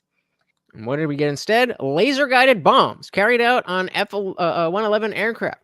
This was their approach. We will lead the world, whether you like it or not, and we will punish anyone who opposes us. What our son Obama said today is completely different. He made a serious appeal for nuclear disarmament, which we applaud. He also said that America alone could not solve the problems facing us, and that the entire world should come together to do so. He said that we must do more than we are doing now, which is making speeches. So just straight up asking for globalism. He then says, we are about to put the United Nations on trial. The old organization will be finished and a new one will emerge. A country that was a sovereign state, Egypt, was attacked. Its army was destroyed. Thousands of Egyptians were killed and many Egyptian towns and entities were destroyed, all because Egypt wanted to nationalize the Suez Canal. The Suez or the Suez? How could such a thing have happened during the era of the United Nations and its charter? Those were dangerous events, and the Suez Canal and Korean War files should be reopened. Next, we come to the Vietnam War. There were 3 million victims of that war. During 12 days, more bombs were dropped than during 4 years of the Second World War. And it took place after the establishment of the United Nations. So what I'm gathering is NATO equals peace. Then Panama was attacked, even though it was an independent. I mean, we get what we're. Other claim was 7th world nation. You be sacked for power from against where the have been around. Come on, all right. I'm just gonna see because I don't really want to hear what she's saying. I want to hear him. By the CIA. It's been so. I mean, yeah. The story is exactly what we know. That the government, there's a deep state government that exists beyond and behind, rather, the elected government that we have, and their interests, Republican, Democrat, or otherwise, are the same. And it all focuses on keeping power globally, and at the very least, keeping America central to the global inner workings, or whatever you want to say. Quamtech said American exceptionalism is greater than America World Police. Agreed. UN for World Peace Prize, for the Nobel Peace Prize. Yeah, exactly. Say this is a how-to guide to how to get yourself killed by the CIA. It's been so. I remember listening to this speech with like the UN translation when it happened. I completely forgot that he talked about man-made viruses and selling vaccines to people. That really was a nice cherry on top. And look, there's always been a history of this. So if anybody does have the knee-jerk reaction, because I know there are some times where it's the social psychology of it. It's hard for us to listen to some dictator of a third world country telling us how corrupt and awful we are. And there's a fair point to be like, you have issues in your own house too. There's plenty of issues with human rights abuses in that part of the world. Sure, but so do we, especially historically. So do we. But in the same way that, like Stalin used to always talk about how horrible segregation in America is and how bad they treat black people in the South in America. And of course, was he wrong? Was he wrong? Was he wrong? Or was he right? He was a horrible person, but was he wrong? Or was he right? Of course, you could even, to stick on Stalin for a minute, because a lot of people use Stalin and Mussolini as an argument against atheism, when of course their lack of belief in God was not what drove them to do what they did. It was very clearly physical power of this world. That's it. Well, like I said, it's crazy how being killed by the CIA can actually be taken seriously today by the masses. It wasn't too long ago when people would say that idea was a conspiracy theory. Well, there's a lot of things in the last, let's say, 5 years that people thought were conspiracy theories that they cannot any longer say that. We've seen the receipts, and conspiracy just means people are working together. And I forget who I got this from, but there was a line when somebody, come on, Morty, what are you doing? Go. You want to go or not? I don't know what you're doing. See, he's so hungry, he's going crazy. But somebody's like, do you, like, if you believe, they ask, do you believe in conspiracies? And the person might say yes. If the person says no, they say, do you believe that 9/11 happened? Obviously, they're going to say yes. Well, that's a conspiracy. Whether you believe that 19 terrorists conspired to hijack airplanes, or the U.S. government had something to do with this, that, it's a conspiracy. Either way, that's what conspiracy means. They've tried so hard to make it just mean bad idea or crazy idea, but that is not what it means. Shout out to the Adventure Bros. Thank you for stopping by. You have a good one. I want to post that it's easy to dismiss an imperfect messenger. Well said. Well said. I like that. So the difference between conspiracy and facts is about 3 months now. There we go. All right, let's. So said it boils down to people don't like it when someone holds up a mirror to their bad acts. They want to point the finger at others, never themselves. Yep. Is and how bad they treat black people in the South in America.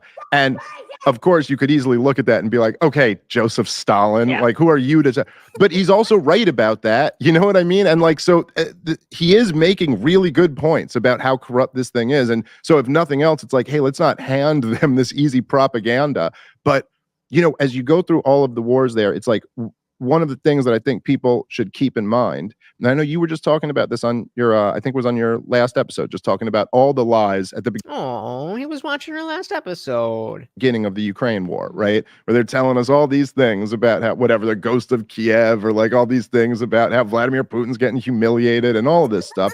And this happens in every single war, in every single war. That's why they have a name. I mean, I assume this is what he's about to refer to, but that's why they call it the fog of war, because there's so much bullshit that goes around one way, the other way, and every single way to Sunday. And I would really just encourage to kind of connect all of this here. If you've never heard of this, to read A Clean Break.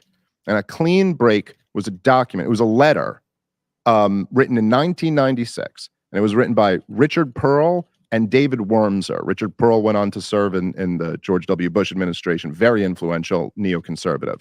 And they basically wrote in this letter that we should overthrow Saddam Hussein in Iraq, that this should be our next move. And the letter was not to Bill Clinton. The letter was not to Bob Dole, who was running for president. Bob Dole. That year. The letter was to Benjamin Netanyahu. Where do I know that name? Benjamin Netanyahu. Sounds familiar. Can't quite place it. I know I've been hearing about it recently. Oh, yeah. They sent this letter to Benjamin Netanyahu saying, for Israel's interests, we think we ought to overthrow the government of Saddam in Iraq for Israel's interests. And so I'm just saying there's a huge connection in all of this between like a lot of these wars. There's a lot of people who support them, and they support them because they think it's in Israel's interest. Now, you could easily argue that they were really stupid to do this, because actually overthrowing Saddam Hussein just gave the country to the Shiites who... Yeah, that was not good. Shout out to Soil, with the $5 super chat. Thank you so much. And of course, that comes with a treat for Morty.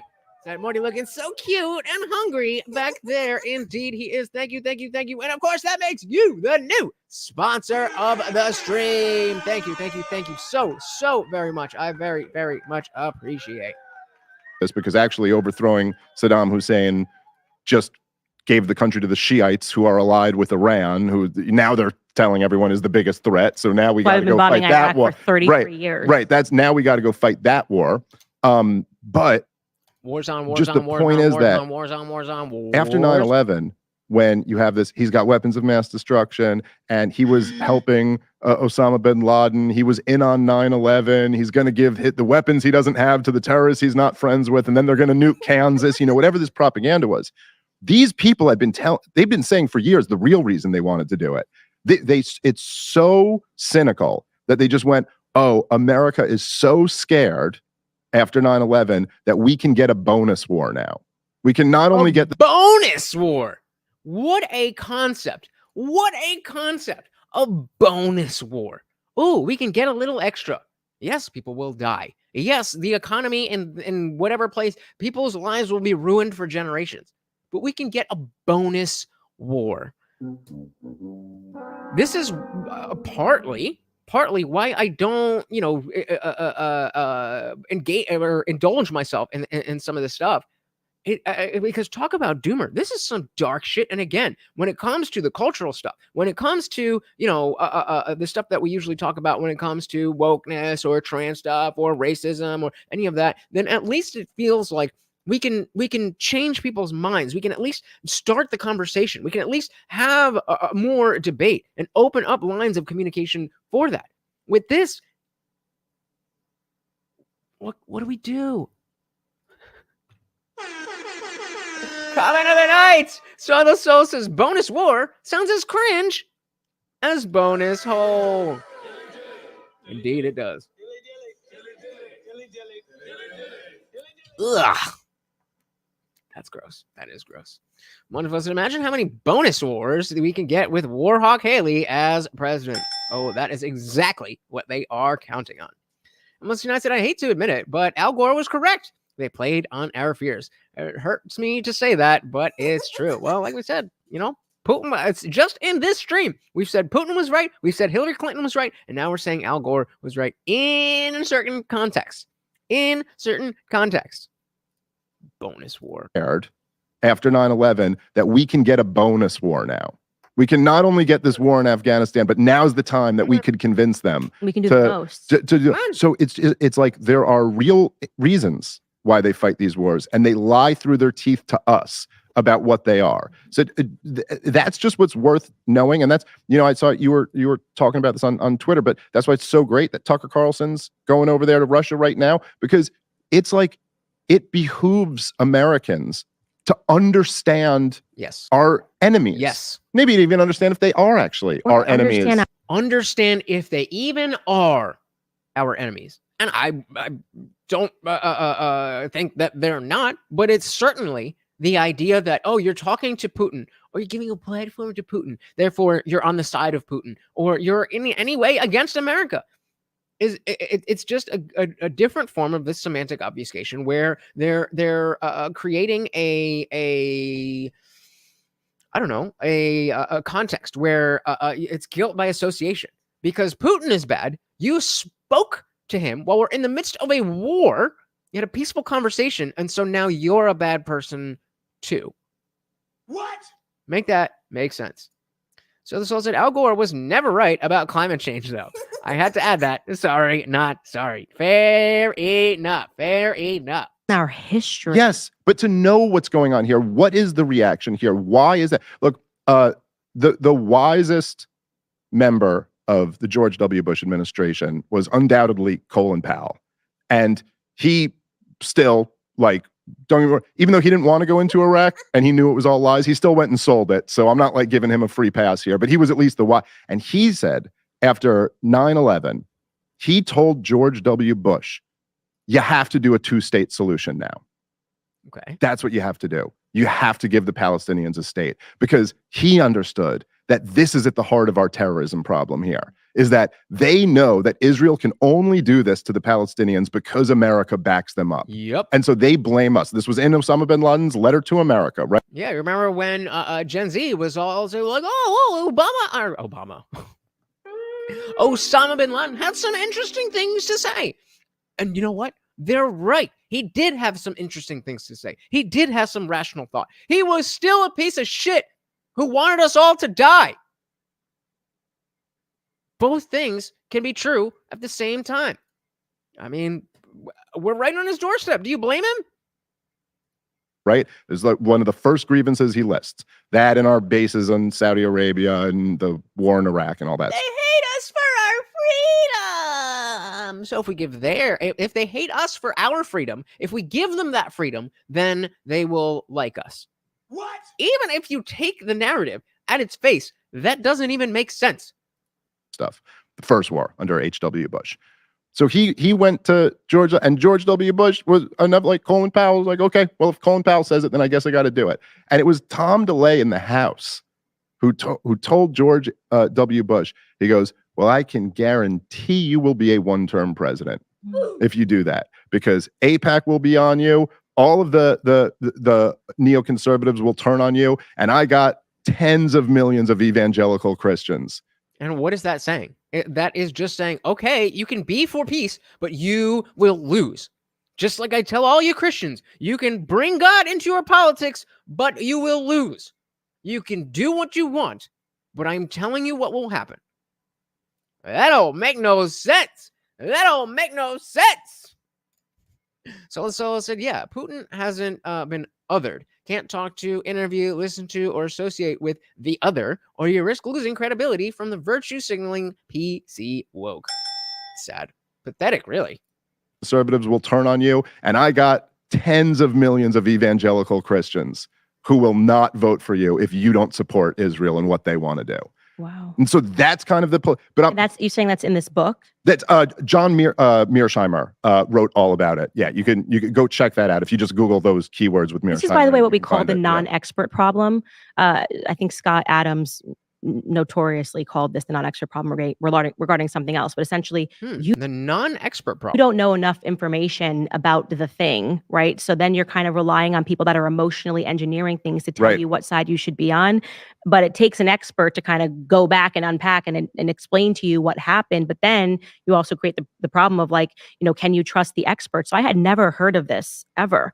And that's what I'm saying. That's why I fucking love Dave Smith so much. He's got so much information. He's so well read. He is such a strong character in and of himself, so that he will hear something that maybe that the rest of us might be like, oh, okay, but he is he just gets it. He just gets it. About this is all new. Well, one more thing I'd recommend looking to is Michael Scheuer. And I might be mispronouncing his last name a little bit, but he was the one and the same, my friend. One and the same. CIA chief of the Bin Laden unit.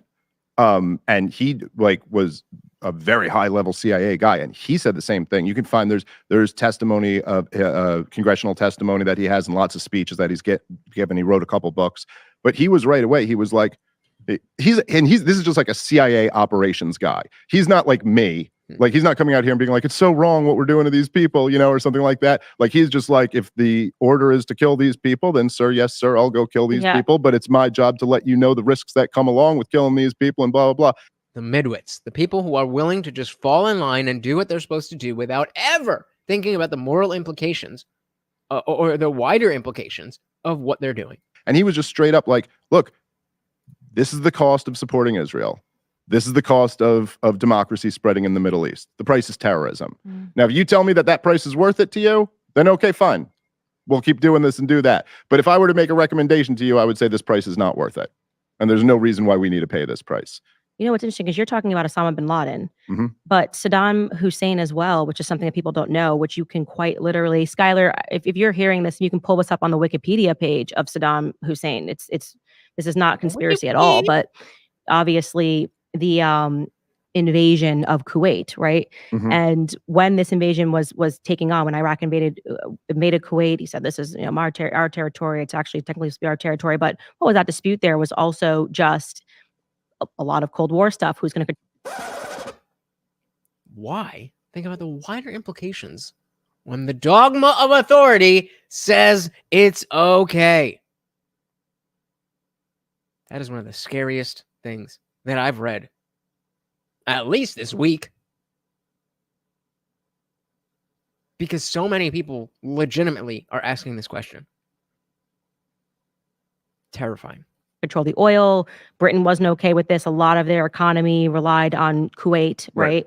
And they're like, no. We got to go to war with Iraq. This is a war that's about, you know, this is about oil, really, at the end of the day, and how we are able to... Operation Iraqi Liberation, aka oil.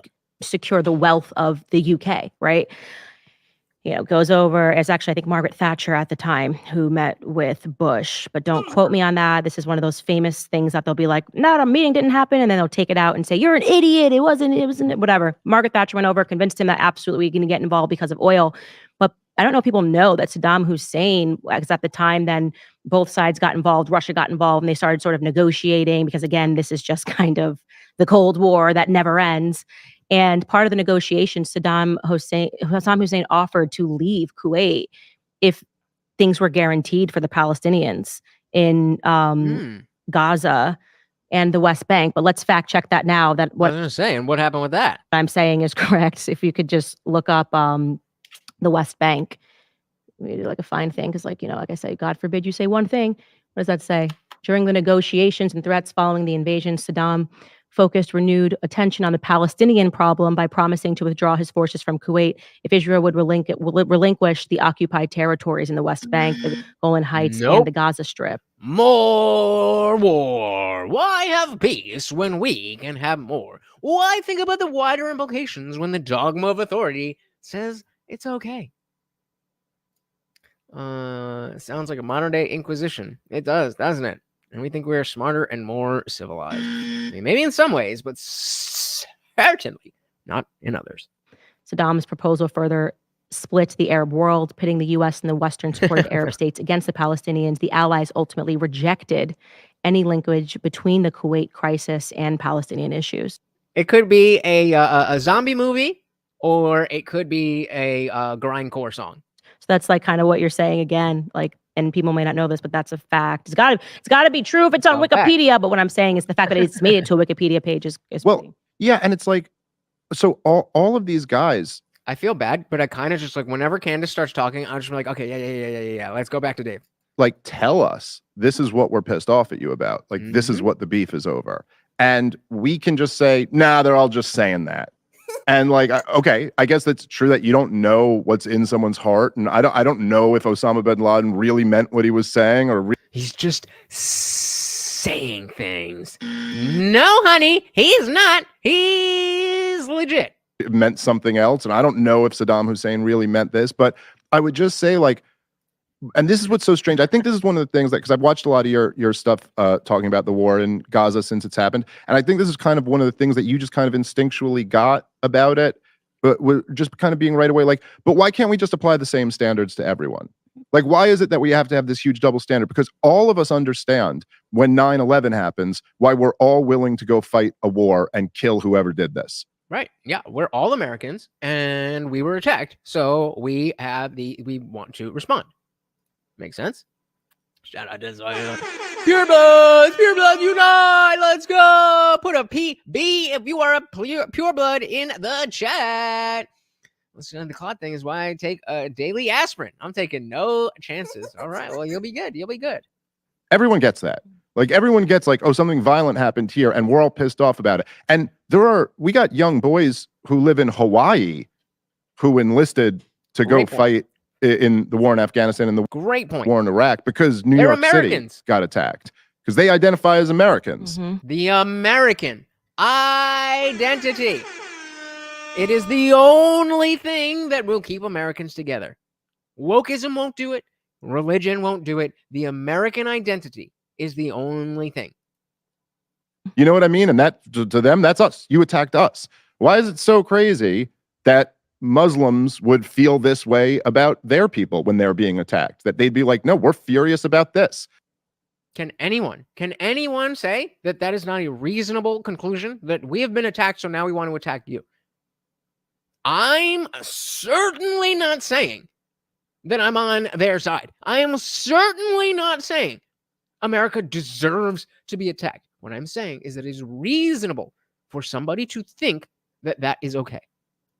And we want to go get you. Everyone understands October 7th happened. And that's why Israel, you know, this is what I was arguing with Bobby Kennedy about the other day. He's just like, look, what country can live with something like that happening to them? And you're like, okay, fine. Yeah. But why do the Palestinians have to live with what's been happening to them? They've been living under totalitarianism since 1967. Don't forget, Dave Smith is Jewish. So why do they get to not be like, this is unacceptable? And it's that simple, really. What are some of the treatment that you get being a Jewish person that says that? Because I think it's got to be like when I'm a Black American, but I don't support BLM. I don't support this at all. I think a lot. Okay. If this is super racist, I apologize, but it's just from ignorance, not bigotry. What is the Uncle Tom version of a Jewish person? I mean, I'm just curious. A lot of, people are lying here in the Black commentariat, so to speak, about what they're saying about BLM. I think it's actually ultimately going to be bad for Black Americans. Right. It's going to increase racism towards Black Americans because people are tired of just people spiking the ball here and saying that we should have special consideration. Like the color of skin allows me to do this, allows me to do that. I should be given this and that. Like that's not going to create a good sentiment amongst white Americans. And I've been saying that from the very beginning, and I've basically been proven right with time. But yeah, it wasn't a lot of Black Americans that were saying that. So what's the experience for you, like as a Jewish person that's, I guess, not saying what you're supposed to say or what you're supposed to say? You're supposed to say that Israel is perfect and there's a G-side happening and all the deaths on the Palestinian side are justified because of this, that, and the other. That's what you're supposed to say if you're Jewish, right? asking questions. Yeah. I don't know if I'm phrasing that right. No, I mean, it's not, this one's been challenging. And like, I don't even care. The other, like, I don't know, because, I get called a spouting. It's got to be a self-hating Jew. Yeah, you get that a lot. That's what I was looking for. I guess they don't have a name for it. But I mean, like with other issues that I've taken, it just never even bothers me. It's like the you're a Putin apologist or something like that. It's like, yeah, right. I'm sworn loyal to Vladimir Putin. No, it's just so ridiculous, the accusations. With this one, it's been more difficult because there's like family of mine who really don't like, that I have this position. I went through the same thing. Sure. Yeah. BLM psychology was so, invasive, pervasive. Yeah. I just like, I really value telling the truth. So we'll get back into that. Zippy says, unpopular opinion. Palestine was oppressed from the start, not from the Jews or Christians, but their own warlord. Hot take. What do we say? Goal or game over to Zippy? Goal if you agree. Game over if you disagree. Use those emojis. Goal or game over. He says Palestine was oppressed from the start, not from the Jews or Christians, but their own warlords. Goal or game over. We gotta go. Excuse me. Alex and I said a YouTuber who is Jewish coined the term Gino, one of those, Jewish in name only. That's the only thing I can think of. Not sure if it fits. I mean, I guess it's the closest we got. Like I definitely did not there we go. I definitely did not know. Like I would have assumed before 10/7 that all this talk of anti-Semitism this and anti-Semitism that would be akin to like there's there's racism everywhere and everybody's anti-black and everybody this that. But I seen it. Maybe it's a small minority. very loud, small minority. Maybe it's a lot of bots, but there has been so much allusion to Jewishness in places that it's like, what are you talking about? And it's like, you know, for example, like when Tom McDonald did the thing with Ben Shapiro, everyone's like, "Oh, they got you. You're one of them now." It's like, what are you? That's so fucking racist. I don't know. I don't know. Like, I really value. Okay. I was subscribed to him. And then I think I recently unsubscribed because I was just like, I'm not getting much from this. I don't know. No shade, but yeah. You telling the truth. I think it's a really important thing. Remember the other day when Taylor Lorenz was asking libs of TikTok, well, what's the material harm of telling people that they can change their gender? Well, it's not true. Yeah, but what's the actual harm? Falsity is in and of itself harm. Lies are in and of themselves harmful. So he said it's going to be hard for any improvised state to live close to a rich nation and not be taken advantage of from everything under the sun. I think he means sun. I mean, look at Mexico or North Korea. Fair enough. So if I recall the Bible correctly, they literally begged for a king like other countries had at the time, and God told them they would basically regret it. Interesting. Value telling the truth. I think it's a really important thing. I said shit. Me too. I got kids. I got a son. Hey, shout out to Per Usual over on iGen. He's gone. I feel like that's got to be my example to him, is that, you know, his father was someone who told the truth even when it was unpopular, at least as he saw it. And in this weird space that we all occupy in, where the internet has like destroyed the corporate monopoly on the flow of information, and we have all these shows and all these things, like that's our currency, is we tell the truth.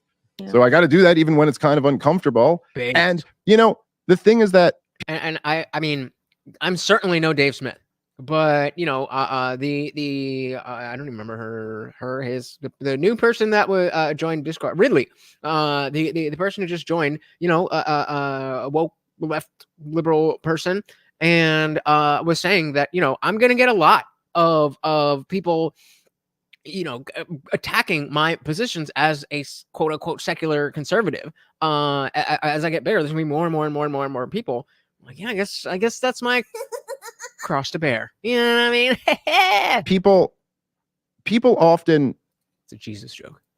You know, it's like if I criticize the George W. Bush administration for invading Iraq and, you know, just this disastrous war that they clearly lied us into and had ulterior motives, and it was just a disaster. 1 million people died, and thousands of our young soldiers died, and tens of thousands of them blew their brains out after coming home. That's something we forget to talk about all the time. And cost trillions of dollars.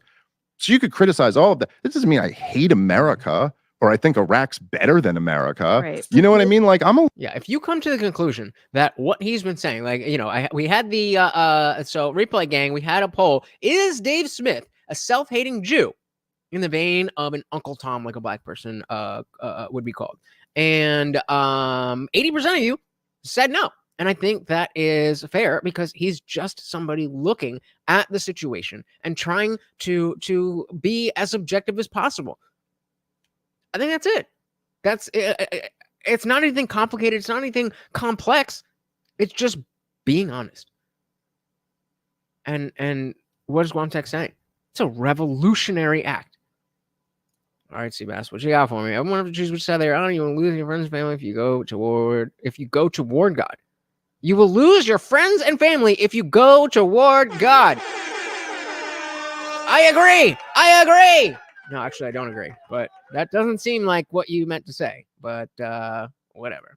Pick up your cross and bear it. There we go. Doesn't mean I hate America or I think Iraq's better than America. Right. You know what I mean? Like, I'm a libertarian. I'm a Western chauvinist. How could I not be? It's the only societies that have ever... Put a goal in the chat if you are a Western chauvinist. ...or had any conception of really individual liberty. So I think there's actually lots of things about Israel that are better than the most of the Arab world. It's just wrong what they do to the Palestinians. Bingo. And they shouldn't do it anymore. Which also doesn't mean that Hamas is good. That's all. You know what I mean? And so it's like people have, again, it's like we were saying, the social psychology thing where they're kind of like, especially with Israel, which is a particularly peculiar case, where it's like if you criticize them, it is right in people's minds. Like they've been trained to hear. It's like, oh, so you hate Jews. Mm-hmm. So that's kind of what you're saying. And that's not at all what I'm saying, any more than I'm saying I hate people in Nashville because George W. Bush what's the farthest thing from what? Shouldn't have invaded Iraq.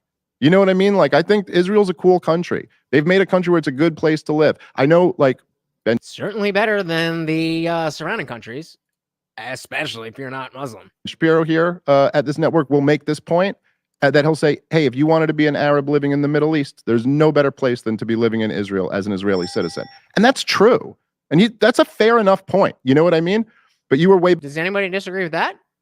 Give me a game over if you disagree with that. Better off being an American citizen living in America than being an Iraqi citizen living under Saddam Hussein. That still doesn't mean it was justified for George W. Bush to invade the country, you know?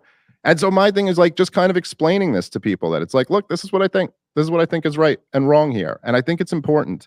I think it's important for people to step up and tell the truth. And as you know, as well as anybody, so much of this stuff is just weaponized. Like, it's just like, oh, well, I'm going to label you racist or sexist or anti-Semitic or any of this. And like, semantic obfuscation. It pops up everywhere, guys. It is so, I don't know what else to do to express that, like, hey, this is going on. This is destroying our ability to communicate. Shout out to Poon Cooter. Welcome to the party. Greetings to you as well, sir. Welcome. Good to see you. It's a bully tactic. And we all know what the answer to that is when someone bullies you. I mean, I don't know. Maybe I'm from a different time, but we all learned it as kids that, like, you have to stand up to a bully. You have to punch him in the nose, and then he'll leave you alone. Yep. I love that you said that, because that really, if I had to put a Candace doctrine on dealing with politics, I have learned to stand up to bullies, and at different times, the people that were bullied become the bullies. And so it takes a lot of nuance. It takes a lot of change, there's also the idea that the same person can be, whether it's a person or a group or an entity or a government, whatever the case may be, the same person can, in one context, be the bully, and then also in simultaneously in a different context, be a victim. That is a thing that can happen. And I don't think, again, that's like it's a false dichotomy that it has to be one or the other. Shout out to Stinky Colas. Welcome to the party. Said, hello, new here. Happy to found your channel. Very happy to have you. Said, have we looked at which books the German nationalists burnt? No, we have not. What would the relevance of that be? I'm down to look, but not sure about. Welcome to the party. Austin says, the left and right don't like talking to each other. It's easier to call someone racist or a degenerate or sexist or woke, etc. That is exactly my purpose here, is to get people to realize that even though it's easier, it's not better. It's easier, but it's not better. If you want better, then you can't do this. We got a whole bunch of welcomes for Stinky Colas. Welcome. All right, let's dive back in here with Candace Owens. Bullies become the bullies, and so it takes a lot of nuance. It takes a lot of change, to recognize, okay, I used to agree with this person on this, but what they're saying right now is completely wild, which makes it even harder, because sometimes it's people that you're friends with, people that you've respected in the past over certain stances that suddenly flip their entire, what you thought, I guess, was their operating thesis. Okay, so no need to. The demarcats are doing everything in them. I don't really know what that means. So if one of you could elaborate on what this means, I would appreciate it. And this issue in particular that you're talking about, like with Israel, well, first and foremost, like starting with projection.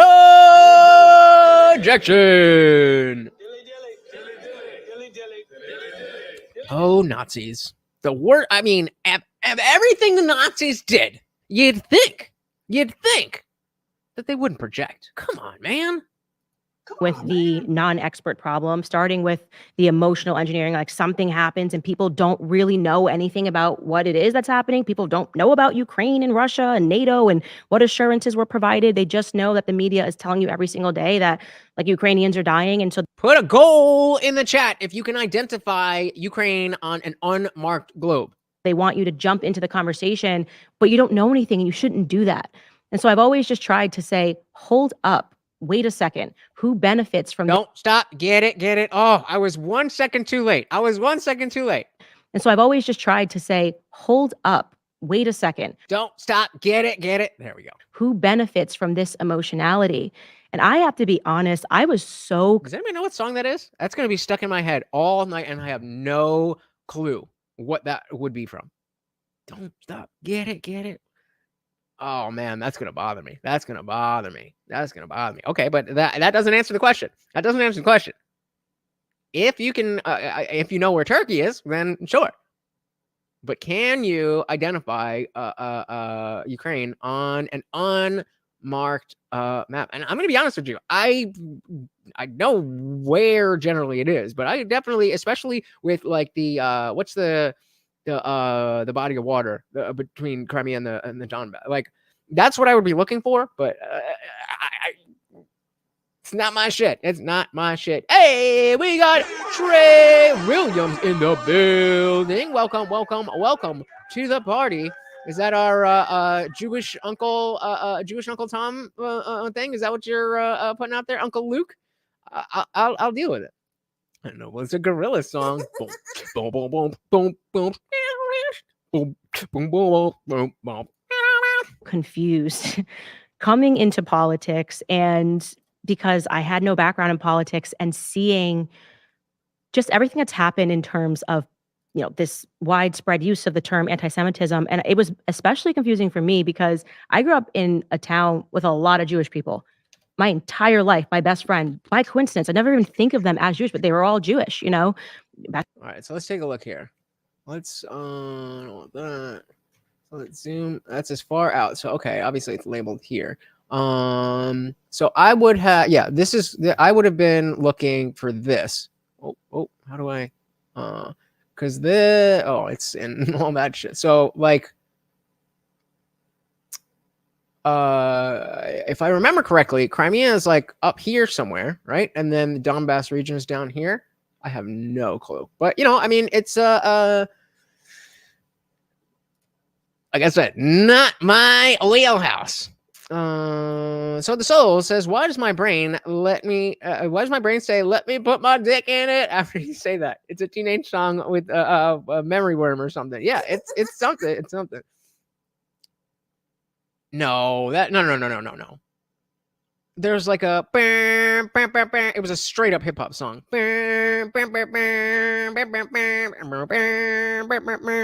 Don't stop, get it, don't stop, get it. Well, we'll find it in the after party.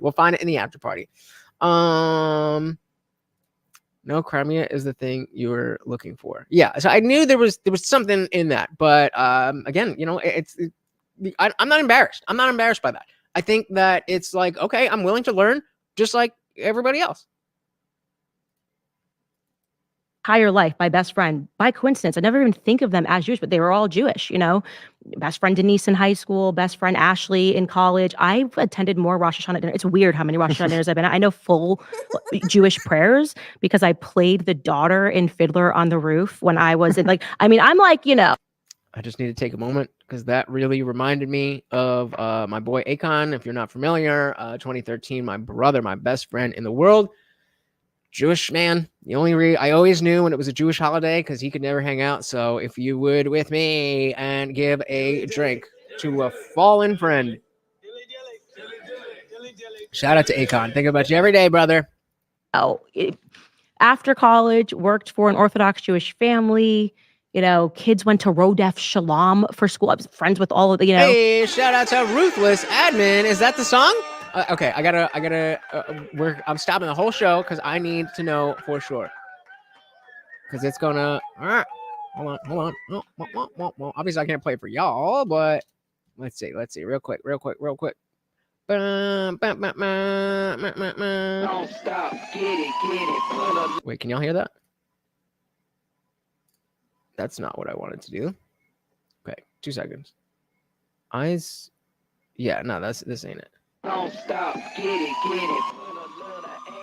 No, it ain't it. It's close, but we'll find it. It's from like the mid 2010s. Well, okay, good. But welcome to the party, Ruthless Admin. We are hanging out with Candace Owens and Dave Smith. I wasn't like, I mean, I'm like, after college, worked for an Orthodox Jewish family. Kids went to Rodef Shalom for school. I was friends with all of the, when I lived in New York, I dated and lived with a Jewish guy for 3 years. His brother was an Orthodox Jew. And we had a mezuzah on our door, right? And I've never said any of this stuff before publicly because I know that the threat is they want me to prove that I'm not anti-Semitic. And I'm like, no, the power of that how dare you come at me? You have to prove. Yeah, this whole idea of innocent until proven guilty is American, except when it comes to this. And try to accuse me. And this is when they made a real enemy of me. And I'm talking specifically when I say they, not Jewish people, because I know Jewish people, worked then in private equity for 2 Jewish people. Like Jewish people have just been a part of my life. They've helped me throughout life. They're my best friends. And so I was very surprised growing up with these people who never would call somebody anti-Semitic if they didn't do what they want to do. These people want to work hard. They want to be successful at whatever it is they love and that they do. I've never, until I... Hold on. Nope. No, it's not it either. Got into politics, saw a different breed. Oh, I didn't realize that "Don't Stop, Get It" was such a popular phrase in hip hop. God damn it! It's like that era of music where it was like beep, beep, beep, beep, beep. Oh, I can't make the sound of my noise with my voice. It was like something winding up with beep, beep, beep, beep, beep, beep, beep, beep, beep, beep, beep, beep, beep, beep, beep, beep. We'll get it. I promise you. If you are not a member, sign up, become a member, join us in the after party, and we will find that song. What are we talking about here? People want to work hard. They want to be successful at whatever it is they love and that they do. I've never, until I got into politics, saw a different breed, right? Yeah. And politics is politics, right? Right. Suddenly people were realizing there's power if you stand behind your race and you can threaten people. This implicit threat that if you don't say what I want you to say at any moment, I'm going to smear you as an anti-Semite and everything you have is going to be over. And that's just been the playbook for the left for so long. Is just play on emotions, use the ists, the isms, the put you in a box where you're a bad person. And that way, I don't have to engage with your arguments. I don't have to actually engage with your position because you're such a horrible person that I don't even need to talk to you. And that's it's like different breed of Jew, eh? That's why I brought it up. That's why I brought it up, because he is definitely a different breed. See, as long as his white skin. Fair enough. And I'm going to smear you as an anti-Semite and everything you have is going to be over. I do not take kindly to threats. Yeah, no, look, I completely agree. And it's just it's like, people, I've been called a self-hating Jew because I'm critical of Israel's government's policies. And it's just, you're like, yeah, I hate my mom and my sister and brother and half my kids because my wife's Catholic. But it's like, yeah, it's just too ridiculous. The truth is, the way I see it is I just hate this tendency amongst some Jewish people and some non-Jewish people to talk about anti-Semitism in America and all the time. And even before this war in Gaza, there's the talk anti-Semitism is on the... Well, this is, and I was totally aligned with what he's saying here. But the fact, like the level, and again, maybe it is bots, maybe it is a psyop, I don't know. But the amount of straight up anti-Semitism that I've seen since 10/7, it has been at least 5 times as much as I've ever seen it before. There was always like your Nick Fuentes types. I don't know if he's anti-Jew or whatever. I wouldn't assume he is, but there's always been those type of people but it just seemed like you wouldn't be out on Twitter talking about like, oh, the Jews, like then like people would look at you funny. You know what I mean? I don't understand it. And Quantic said, holy shit, a Catholic and a Jew couple? Those kids are either going to be badass or bat shit crazy. I think, no, Trey was saying Uncle Luke is the Uncle Tom for Jews. But yeah, I mean, if I had to guess, if it's Dave Smith, they're going to be badass. The rise but that's not the regular Jewish person. No. Yeah, No, right? I hate I hate the people who are like that. The political class. Yes, but in the same way, but it's true with Black Americans too. It's like, yes, there are many liberal white people who really push this on Black people, but there are a certain number of them who buy into it, and for the same reasons, because it's like a seductive thing to buy into that you're the victim. You know, everybody in life, everybody has had moments of feeling sorry for yourself. And we all know that it's a seductive trap. You know, there's something that feels kind of nice about being like, man, I should have gotten this, but I didn't get this. And someone else got this when I deserved it more. But also, every single successful person in the world knows that that is a bad force. And you have to find a way, if you're going to be successful in life, to stop feeling sorry for yourself. Stop playing the victim, take responsibility, blame yourself for your own failures, like move forward. Fuck yeah. I don't even really understand how we got here, but the point that he's making is so strong that it goes through everything that we're talking about. Everything that we're talking about comes down to you have to do your part, whatever it is that you want to get done, whatever it is that you don't like that you want to fix, whatever it is that you like that you want to keep going, whatever it is, you've got to figure it the fuck out. This victim mentality did work for a good amount of time. There was a good amount of time where, you know, you just play the victim, you can make money, you can get a social credit, you could do this, you could get... That time is over. That time is over, or at least it's coming to an end. Let's do that again. In the world knows that that is a bad force. And you have to find a way, if you're going to be successful in life, to stop feeling sorry for yourself. Stop playing the victim. Take responsibility, blame yourself for your own failures, and like move forward. And so it's awful that they get, but I look at my grandfather escaped Nazi Germany in 1938. And he was the only member of his family who survived. The all rest of them died. And he didn't live through like the worst of the death camps and stuff like that, but he lived through the rise of the Nazis. He had several family members who were killed in front of him. All right, guys, we are coming up on that 2.5 hour mark. I did pull the stream, and you guys said we would like to keep the stream going. You know how to do it. Hey, we got JL in the building. Welcome to the party. His father's business was seized. I mean, like truly a society that like was cracking down on Jews and regular Jewish people who hadn't done anything, wrong. It was like a guy who was a shoemaker, you know what I mean? Like didn't do anything to anyone, didn't deserve that. And he came over here on a boat where he got so sick he almost died, and then came over and like built a life for himself here in this country. And I just feel like, as I'm Jewish, I've never had one obstacle in my way because I'm Jewish. Jews are 2% of the population in this country. We are incredibly successful. My attitude is just like, hey, what a great country. That's how we should be talking about this. I don't think it's helpful, and it just kind of like grosses me out when I see people who are like, oh, someone said something mean somewhere. Who cares? That's literally BLM tactics. It's mirroring BLM tactics. And it's not even, and the thing with BLM. And that's exactly what I was saying. Hey, shout out to Dan. Welcome to the party. Could it be? No way. Somebody, one of you guys looked at it and see if that's what it is. It would be a popular song. It would be a popular song, but I would be surprised. But maybe. Don't stop. I don't know. We gonna figure it out. We're gonna figure it out. So if you want that party to keep raging, you know how to do it. Is like with Black people, there's more of a thing where like, look, there are like all these pockets of Black people who are not doing very well in America right now. So there is more of a conversation to be had there. Jews, it's just not true. Like, we're very successful. Fair. The problem with the BLM is that it's white, female, liberal, upper middle class values all the way.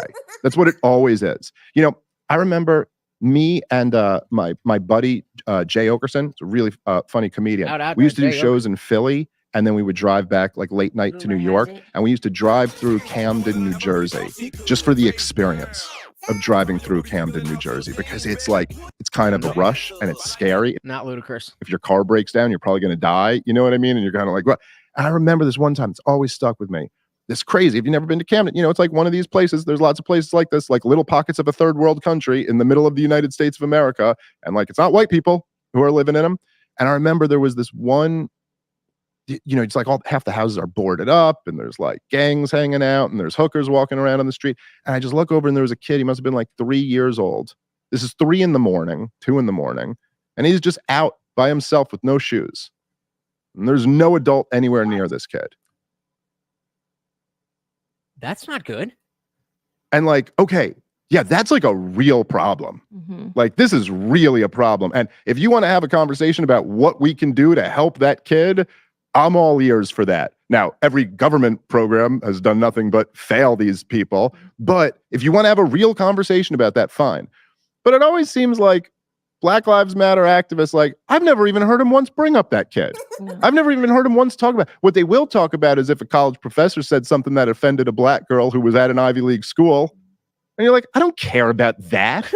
Like, I don't care. Who should? Nobody should, because we are talking about a privileged person in their context. And he's exactly right. This is and this is nothing new that, they talk about, guns this, guns that. And when you overwhelming majority of mass shootings are black on black gang violence. We know that for a fact with handguns. And then like, we're going to take away your assault style. It's just so tired. And I don't get it. I don't get it. How, like, as somebody who was part of kind of that thing and then grew out of it, I don't understand how people don't grow out of it. Like, I can forgive you for being stupid for a little bit, but eventually, figure it the fuck out. Hey, shout out to Unwanted Foe with the $2 super chat. Morty, come on. Yeah, good boy. Everybody put Unwanted Foe with a goal emoji in the chat for keeping the party raging. Let's do it, guys. Thank you. Very, very much appreciated. And the longer you want to go, you know how to do it, guys. I care about that struggle. I don't care about the black kid who's at a college who's gonna have a great life and is in the first world and is, Sorry, bud. Truth is truth, right? Like, whatever. Your feelings got hurt. Deal with it. But if you want to talk about like these kids who have nothing, okay, let's talk about. But then, of course, you got to get into the politics and then figure out why they have. And then once you do the research and you understand, you're a racist. You suddenly become a black conservative. And you're not allowed to say any of that. So if you want to have that conversation, you're only allowed to say systemic racism and inequality. And the systemic racism and the systemic systems are systematically racist. And that's the most insidious part of all of this is that it's a purposeful tactic to implement an ideology that, yeah, Jay, absolutely. BLM is definitely more of an online hype militia these days. But let's not forget the Summer of Love. They did a lot of shit in 2020. And so maybe now. But remember, the approval rating was up in the 80s in 2020. Now it went down. It's down in like the 20s the last I checked a couple months ago. So people are not happy about race. Yeah, they were trying to bring, and exactly. Everybody is sick of it. And I don't understand how the people who are still trying to push that don't see that, like, I just don't care anymore. When you say everything is racist and it's not, then I can't help you. Austin says, I'm a gun owner, but the USA needs to some kind of gun control, like licensing and training, for example, because far more people die in the USA from gun accidents than gun crime. Is that true? I would have to double check on that. But either way, it says in the Constitution, shall not be infringed. So if you would like to change the Constitution, that is the avenue you want to go down. But I'm good with the Constitution as it is. Unwanted post said systemic racism is the only version of racism that's recognized. Any other racism isn't racism. It's just prejudice. I can't keep up. Is that even a thing? I didn't know that. Is that the new thing now that everything is just prejudice? I don't get it. What is it? So because I knew that you couldn't be racist to white people because racism is prejudice plus power. Okay, so yeah, I guess it is just because all the racism goes towards white. Oh, we got the hungry dance. We got the hungry dance. Help them out, guys. Come on. But yeah, we get the people who are saying racism is only says prejudice plus power. So if you don't have power, then you're still a bigoted asshole, but it's not racism. How does that help anybody?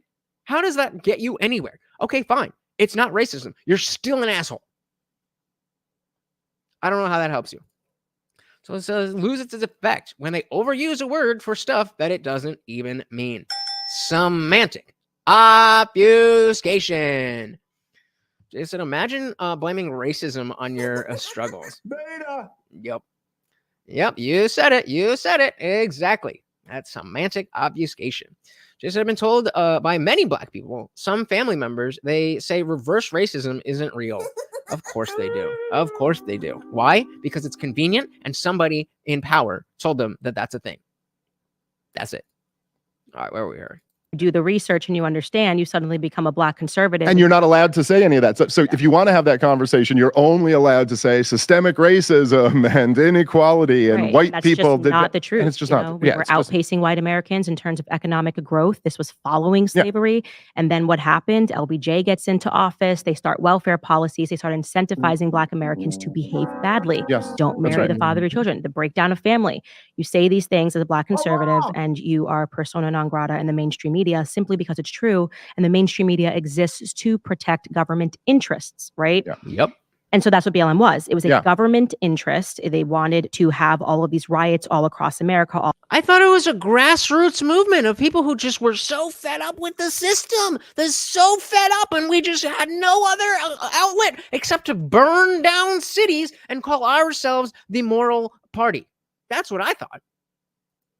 All across the globe. We had an election coming up. This was a government operation. BLM was a government operation, nothing really actually to do with black people. But the reason black people seized upon it and the reason why they put, that video, which actually was shot from the wrong angle, which made... Hey, shout out to Amanda Kemp over on Facebook. Welcome to the party. So I think that's exactly right.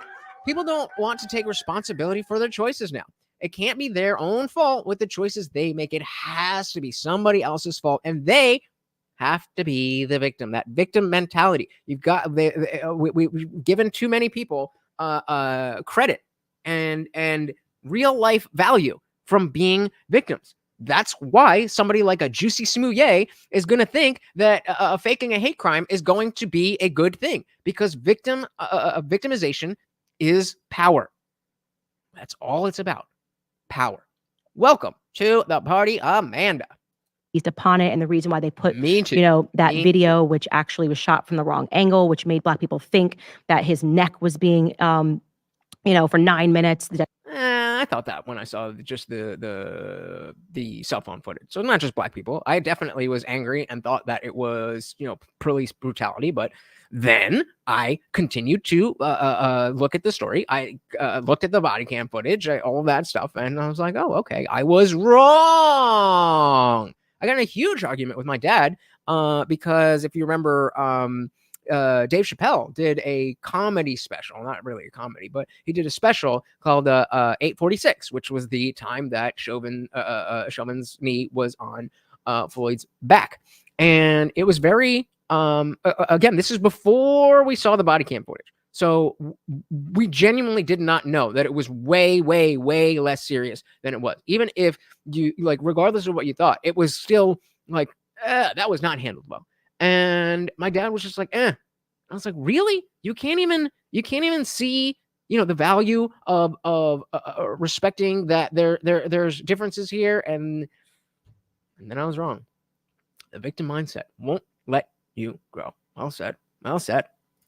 There's racism. There's racism, but these people act like if you say otherwise, you are delusional. Yeah, right. Like if is the racism in the room with you right now?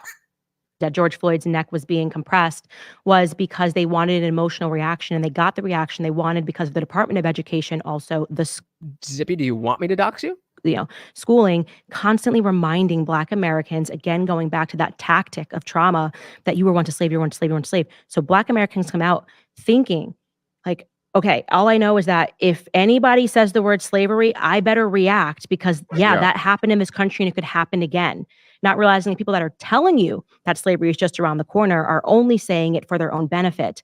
And that's why I say I see these similarities happening, because I was just trying to put the pieces together as, I have Jewish friends who are legitimately like sharing posts, talking about the Holocaust and all of this stuff.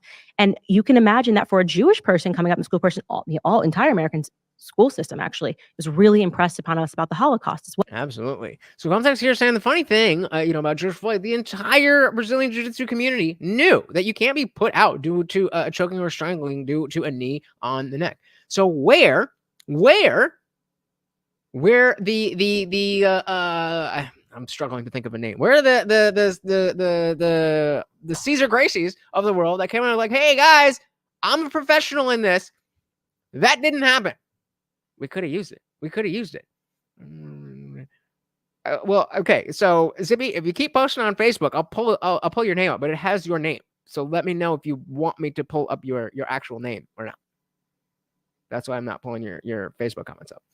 MLC9 said, me too. Before the trans rhetoric ramped up, I couldn't have cared less. Now I'm done playing along. And I think that's so many of us, because most of us have these sensitivities. We want people to live their lives whatever way they want, as long as they're not hurting anybody. If you're a man who likes wearing dresses, go the fuck on. Slay, queen. But just stop making it into law now that you can go into the bathroom with young children, young girls, and expect no pushback. That's all we're saying. That's all. Pooncutter said, did you ever hear of Ed Bronstein? I don't think so. It was the exact same thing that happened to George Kirby a couple months earlier. No media coverage.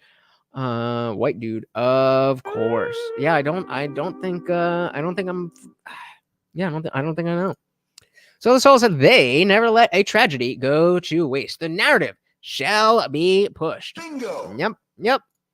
Starting to trickle into school. Oh, it's been. What do you mean it's starting? We're about to stop it trickling into the damn schools. We are, I mean, this is the understatement of the century. I'm with you. But like, it's way past starting to. All right, let's dive back in here. All entire American school system actually was really impressed upon us about the Holocaust as well. It's another big event. You learn about you're seeing skulls. Like that's a traumatizing thing for a kid to learn.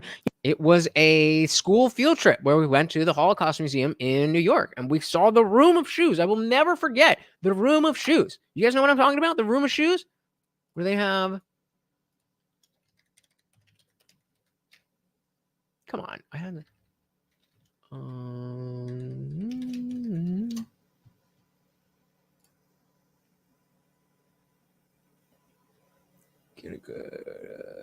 Okay, yeah. So this is I don't know if they call it the Room of Shoes, but it's just a I'm gonna pull this down. It says, we are the shoes. We are the last witnesses. We are the shoes from grandchildren and grandfathers from Prague, Paris, and Amsterdam. And because we are only made of fabric and leather and none of blood and flesh, each one of us helped. Each one of us avoided the hellfire. So these are all, and it goes, further on that way. It's just a room. All of these had people. All of these had people in them. And all those people died. So yeah, that sticks with you. Agreed. M69. Gomtech said BJJ coaches and black belts have gyms and academies to worry about. We knew it in our community, but that's pretty much why nobody spoke out. Not a good excuse. I mean, I understand, but I agree. Not a good excuse at all.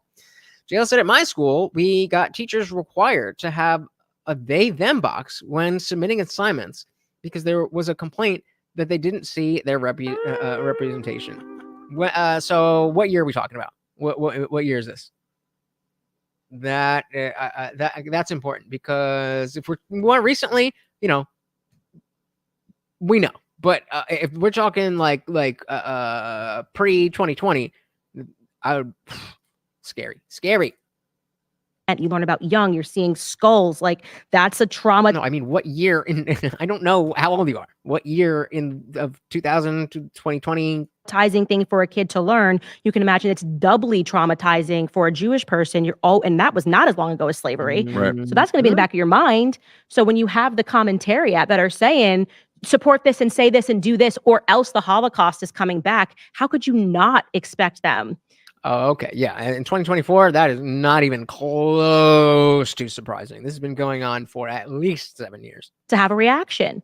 But who is gaining from that reaction? Actually, what it's doing is that it's making, like BLM did, is actually creating more of a sentiment against Jewish people, because people are going, why are they calling me why am I getting called anti-Semitic for asking a question? Yep. And that's not good. It's not good to call people racist that are not racist. It's not good to call people. It's not good to call people a thing if they're not that thing. Anti-Semitic filth, Yeah. a la Thomas Massey, who are not in fact anti-Semitic at all. Yeah. Oh, definitely. The first time you see it in real life, and you're like, oh, this isn't just some online thing. This is really right in front of my face in the real world. Oh, yeah. I don't blame you for being shocked at all. Of course. And what could be a better way to create more anti-Semitism in the same sense of, like, you know, in the same way that they're creating more racism with Black Lives Matter. What could be a better way to create more racism than images of like black people looting stores and beating people up and all of this stuff, right? Like, what's the natural now? Obviously, it's not the correct reaction to blame all black people for that, right? But you could see that, like, if you just keep playing this for white people over and over again. Is this Bill Maher? Just be nice to folks, okay? The natural human reaction is for a lot of those white people to be like, well, look at these black people. They're acting like animals. You know what I mean? And the same thing is true. You know, I saw that someone shared a poll where they were like talking about how a pretty shockingly high percentage of young people don't believe the Holocaust happened. There's something like 25% or something of people under 20 or something like that. And of course, their takeaway was, look, the education system has failed. Like, we're just not teaching people about the Holocaust. If it really is, hold on. If it really is,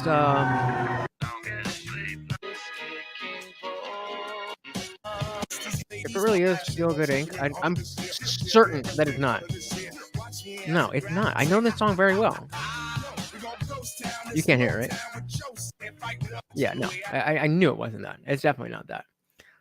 Hey, look at JL. Oh my goodness, JL not only signing up.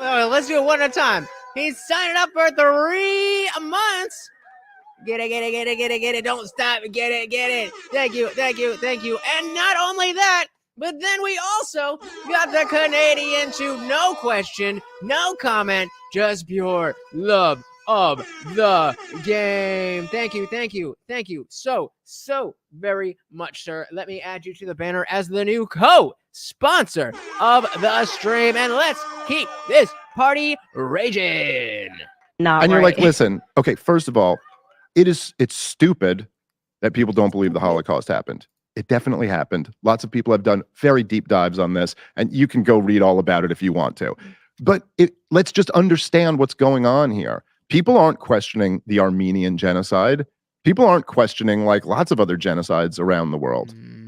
Why are they? It's not that they haven't been told about this.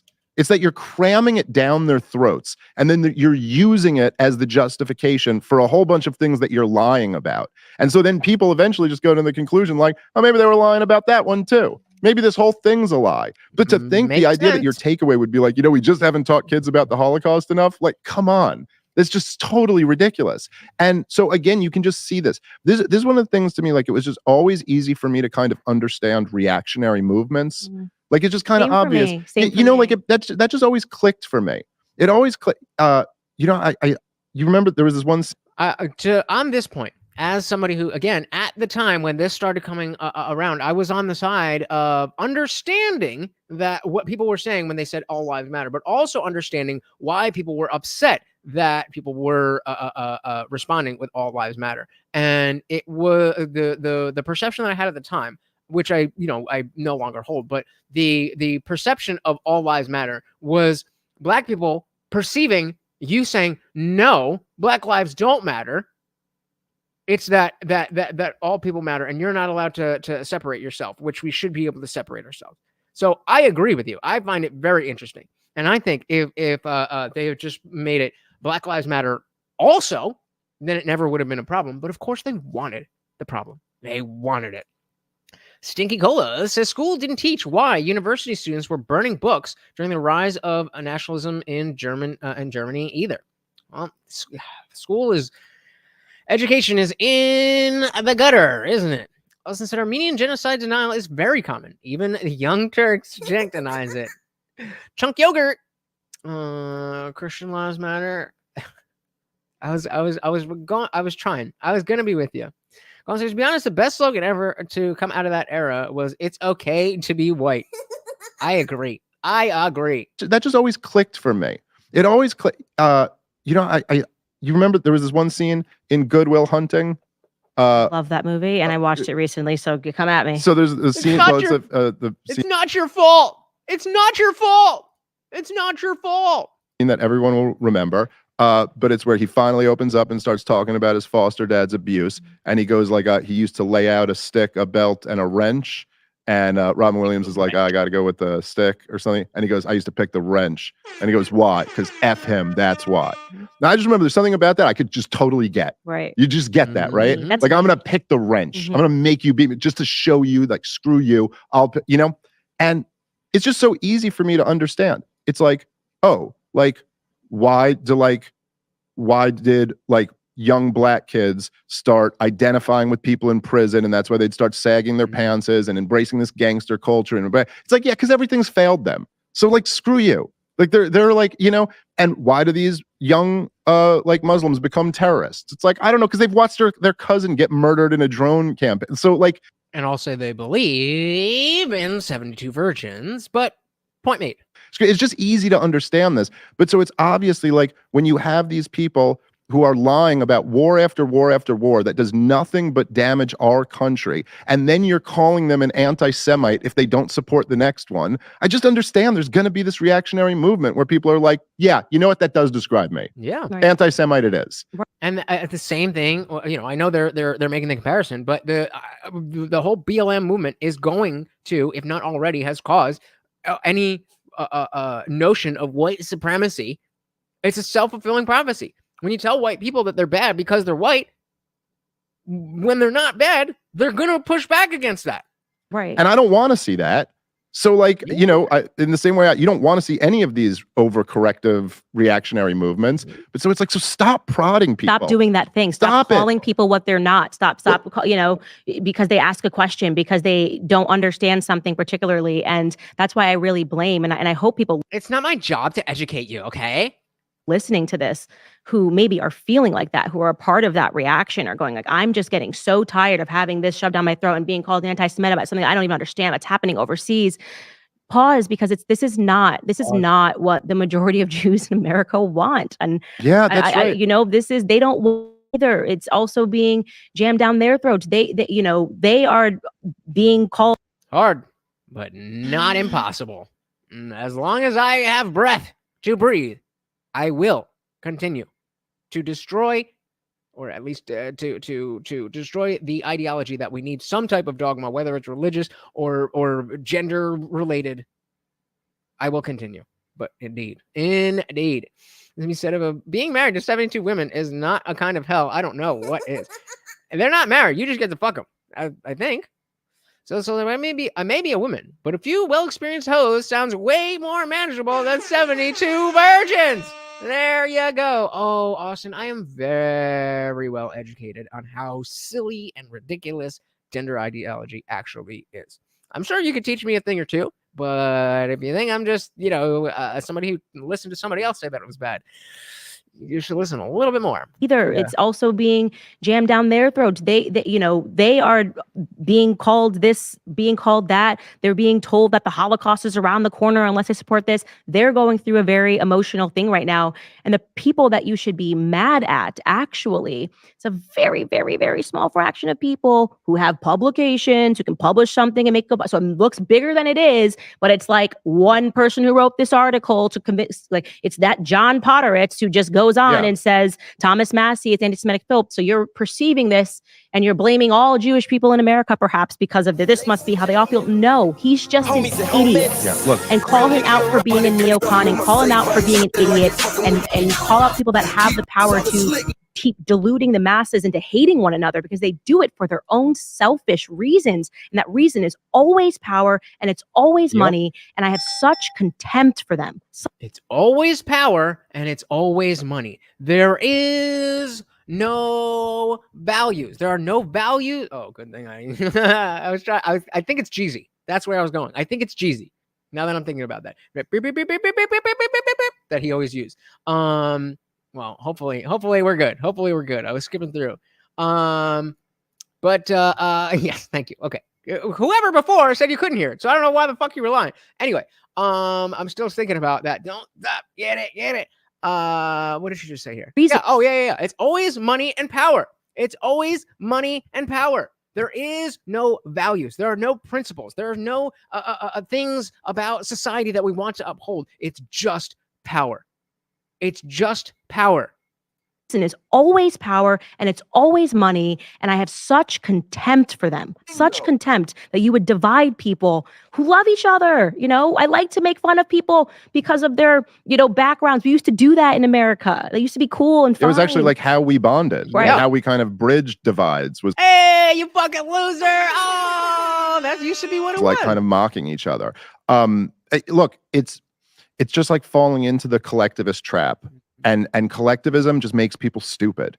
It's like racialism makes people stupid. They always just come to these conclusions that are so dumb. It's like when people share the memes of like, well, look at all these people in media and look how many of them have a Jewish star on them. And you're like, okay, but let me give you the leading voices against Israel's war. And guess what? There's a whole bunch of Jewish stars on those names too. So like, it just does, it's the same mistake feminists make. When they'll just be like, well, look, 98% of the Fortune 500 CEOs are men. So men control this whole system. And you're like, that's a pretty stupid thing to say. So when you put it in that context, well, yeah, it really is that dumb. And the idea that these small group of people happen to have this thing in common. And so they represent everything. I'm looking to see if they caught my music or whatever. It's just silly. It's just silly. We just have a no fat chicks bumper sticker and nobody complained. Except the fat chicks, but nobody gave a shit because they were fat. So this shit is in my head. And the worst part is the second half I can't forget. Isn't it even part of the song, but just an ad-lib teenage guys added? What? That's men? That just describes all of us? And just be like, well, look, 98% of the Fortune 500 CEOs are men. So men control this whole system. And you're like, that's men? That just describes all of us? Or you're talking about 500 men. You know what I mean? The most powerful, richest, elite that your average guy, your construction worker guy on the street doesn't really have that much in common with act. Or your short, skinny, broke YouTuber who doesn't even have 3,000 subscribers. Like, what? What are we talking about? Actually. So it's like, no, that's it you're just kind of repeating the same thing they do. And it's also the same, poisonous attitude that would justify collective punishment toward everybody in Gaza because of what a few Hamas militants or all white people because of slavery did. So that's that's always the big enemy is and that's the best part of Western civilization. The best part of the tradition is the idea of like individual justice, individual rights, individual responsibility. And so, yeah, I encourage people to reject all of that stuff. And, sometimes people will say like, they'll be like, well, look, sometimes wars are justified. And I do think that's true. I do think there are such things as just wars.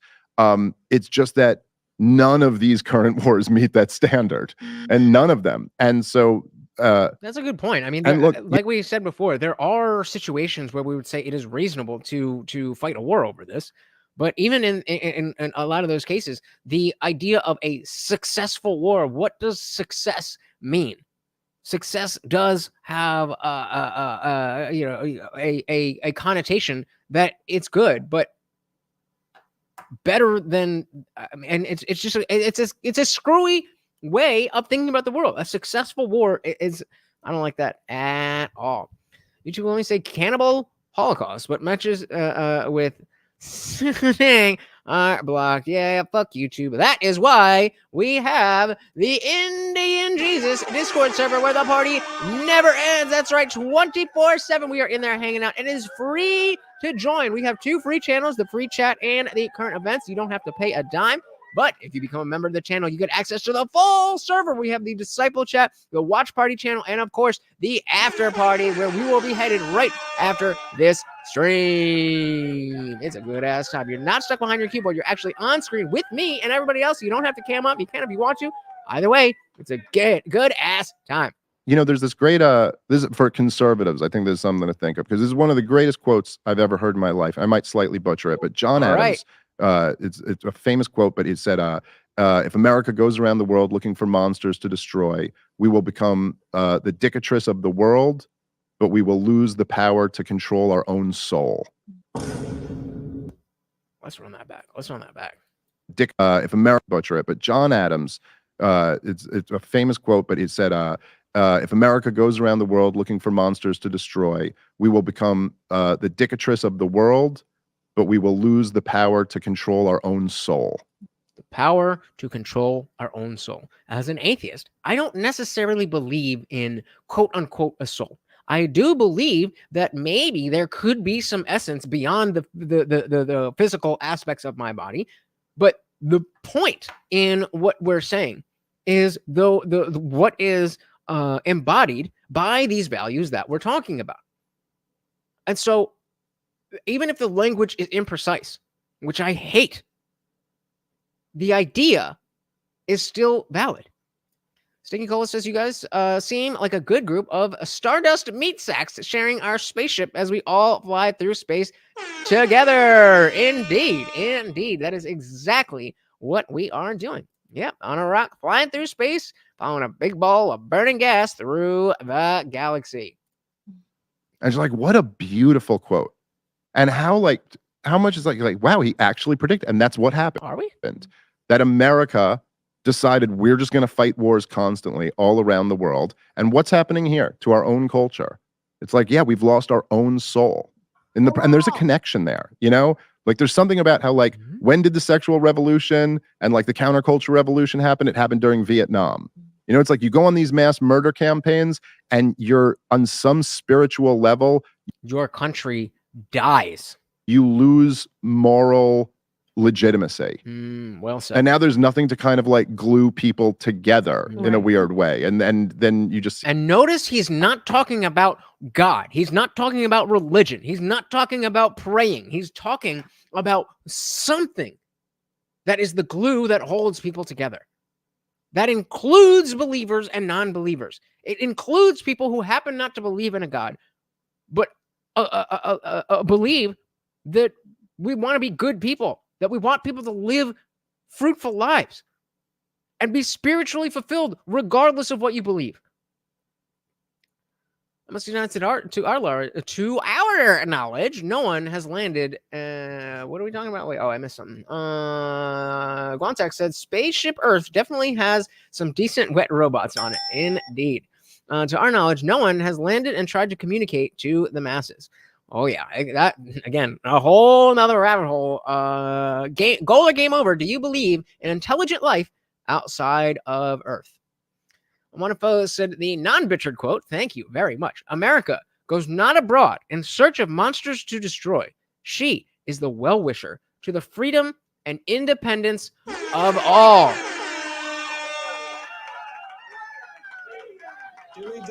I'll give that a dilly fucking dilly.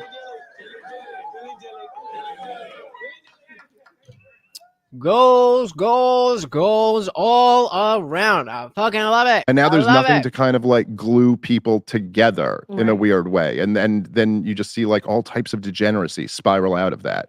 Yeah, I think that's where the military industrial complex messed up. Was like, if you were gonna keep justifying this, you at least had to like keep the roads paved over here. Like you had to make us think like, yes, no, like obviously things are going great. You had to keep up sort of the Brady Bunch delusion. You had Yeah. to Right. And so in that time, there was a time when you could be a non-political person because shit was working.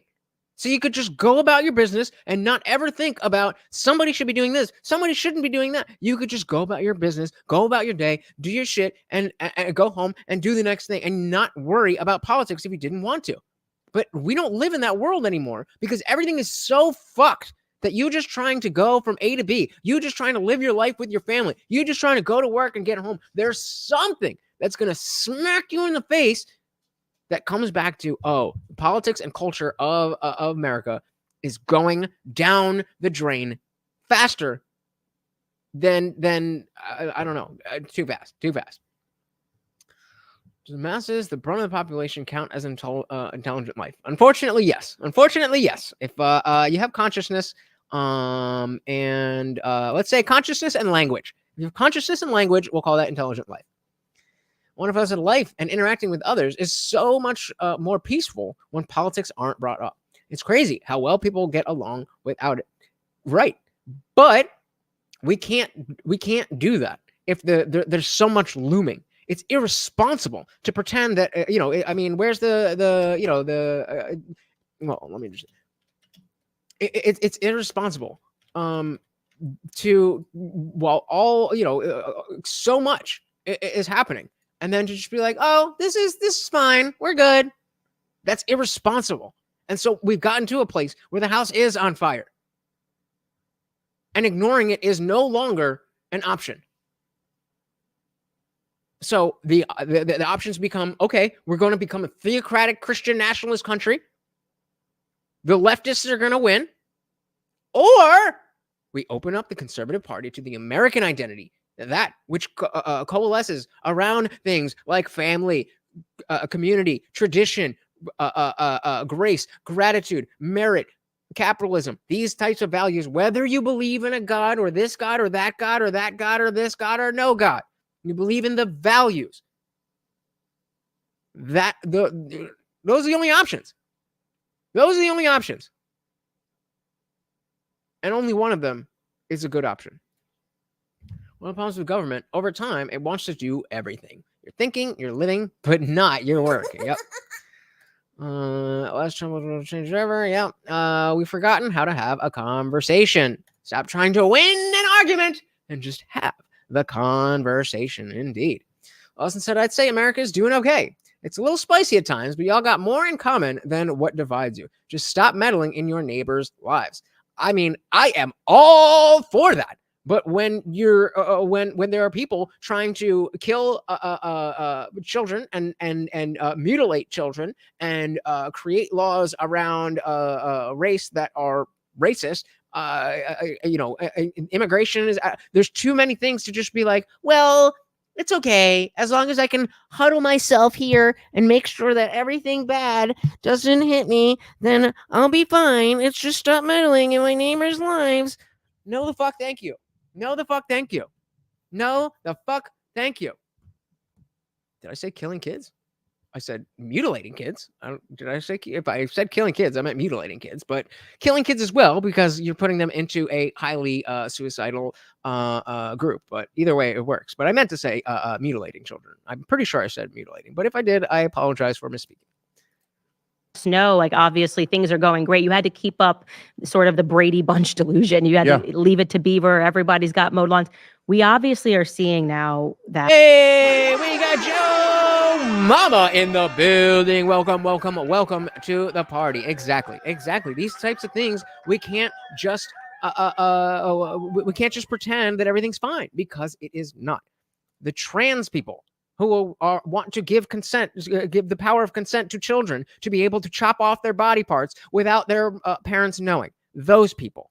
That America is fully in decline. I'm optimistic. I think it can change around. I think it changes around once people start thinking. And you're then telling us that we can do both. We can do both. We can send money to fight in Ukraine, and we can, send money to Israel, we can send money to Afghanistan. We can do everything. Clearly we can't. Maybe we could, but we're definitely not. The evidence is in front of us. You're trying to get us to commit to the final instruction, the final Orwellian instruction, which is not to believe our own eyes. And Americans in this moment are starting to believe their own eyes, and they're starting to ask questions, and we're getting rid of the dogma. Starting to ask questions about why this foreign policy, where we're spending nonstop money that we clearly don't have, is failing, and yet we're being told that we have to keep in it. We have to keep in it forever. And here's the other thing about this is that I think a lot of people are like me in the sense that I don't really know a lot about what other countries are doing so if somebody says, "Oh, this is bad and we need to go to war," I'm just kind of like, okay, I guess. That doesn't. I would rather not be at war with people, but I don't know. And so as it gets more and more reasonable for somebody who doesn't understand the ins and outs of foreign policy and geopolitics to just be like, hold up here, that just something seems awry. It allows people to feel more comfortable in actually questioning their dogmatic axioms. That the government says the right things, that the church has the right answers, that the trans person knows exactly the gender affirming care is actually a good thing. Whatever the dogmatic belief is, when you begin to question it, that is when you are free. That is when you are free. And I do think that the point if you're not trying to mutilate children, then I'm not talking about you. I never said trans people. I said the people trying to mutilate children. If you are a trans person, I'm very happy that you are in a time and a place where you are allowed to express yourself the way you want to express yourself. That is not at all what I'm talking about. That is a completely and entirely different issue. I have no problem with adult women getting boob jobs or double mastectomies if they want. I have no problem with adult men chopping their dicks off if they want. What I do have a problem with is what we just saw in was it the last stream or I don't know if it was Monday or Monday's stream when Moms for Liberty was on PBD and showing how there is a planned aspect of schooling to make it more of a hub where children spend all of the time and create that bridge between their parents and allow them to change their name, change all sorts of things that the parents should be involved in. And sever that tie. And it all goes towards these big pharma companies who have the HRT and the do the surgeries. They want children to be able to consent to their shit without the parents because they know that children are much easier to confuse than adults. Now, even the adults are getting confused, but all the more reason. And once you cross that line and say, yes, a child can consent to a medical surgery, then you have lost the ability to say that a child cannot consent to having sex. That is where this is all going. It is not about people who want to change their gender identity. This is the confusion. There are people who are trying to change their gender identity, and there are people who are abusing the fact that people like me and the rest of us are very accepting of you, Austin, as I'm going to assume, but you are free to correct me, that if you're using the name Austin, I'm going to assume that you use he, him pronouns, but correct me if I'm wrong. But I love that for you. I don't know a lot about your life, and if I did, I may or may not think that you should have gone a different way, but that's not my business. That's not my business. What is my business is society trying to create a precedent where children can consent to anything happening to their bodies without their parents. So if you're not doing that, then you're cool. Trans, gay, whatever else, then you're cool. We're not talking about you. You are not the enemy. You are one of us then. You are somebody who wants to protect children. The fact that whatever your gender identity is irrelevant. because we're talking about people who want to hurt children. So if you don't want to hurt children, then we're not talking about you. Does anybody disagree with that? Does anybody have a problem with Austin being trans in the context of what I was saying about mutilating children? Speak out. I don't think so, man. And I say man on purpose. If you want to be a man, then no skin off my back. And further than that, I am happy. I am happy that you live in a place and a time where you can do that and not experience the same type of bigotry that you might have even 10, 20 years ago, 5 years ago. Well, maybe not 5 years ago, but you know what I mean. What I am talking about is harming children. If somebody wants to connect the idea of harming children and being trans, I would call that transphobic. I'm not talking about trans people. I'm talking about people hurting children. That money that we clearly don't have is failing, and yet we're being told that we have to keep in it. We have to keep in it forever.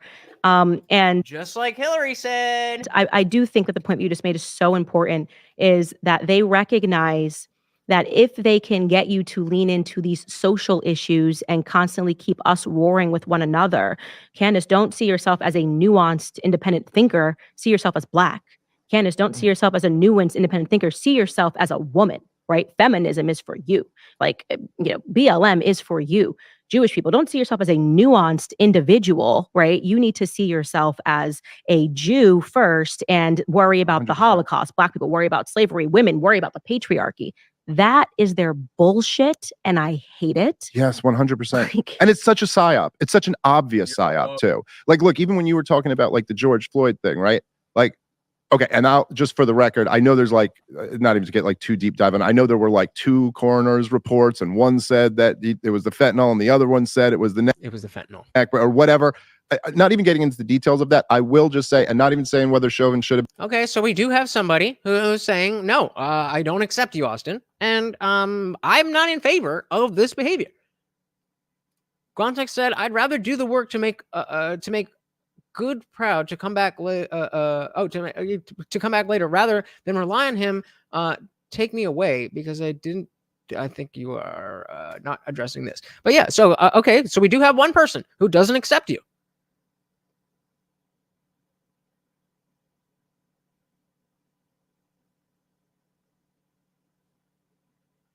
Fuck him. Have been convicted for murder or not. I personally would say I thought the cops handled that very bad. There was no attempt to de-escalate. If you watch the whole police again, that's the other side of it. It's like Seabass. He's like, oh, well, you have to tell me that I'm a little girl then. Fine, be a little fucking girl, dude. You already act like one. Video. He didn't seem like he was going to be a violent threat. He seemed like a drug addict who was having a massive panic attack, and I think it was totally unnecessary to have him cuffed on the ground and be. He asked to be put on the ground, though. Fine. I'm just saying, once he's cuffed on the ground, you don't need to be sitting on them with his knee. And so anyway, I think there would have been a much better way to handle that. But regardless. Who made the decision that story was going to be national news? Things like this happen all the time. It's a country of hundreds of millions of people. There's police interactions all the time where there's something like this happens. Why was it on every single news station? Why? Because it fits the narrative. You remember, everybody was laughing at Ann Coulter, who I don't take very seriously, but when she was on Real Time, and they were talking about the Kansas City pewers. And Bill Maher's like, well, we don't know anything about them. And she's like, well, we know they're not white because that would be it. And they're like, what do you mean? Well, they haven't said the race, so we know that it's not white. And they couldn't understand. And of course, she was right. Austin said, okay, I see where you're coming from. You're cool beans. And yes, him. All right, brother. My man, Austin, you are welcome here. As long as you're not trying to hurt children, you're on my team. As far as I see it. And once again, I said, just so you know, you can block individual people in the chat. Just a reminder, in case you want to.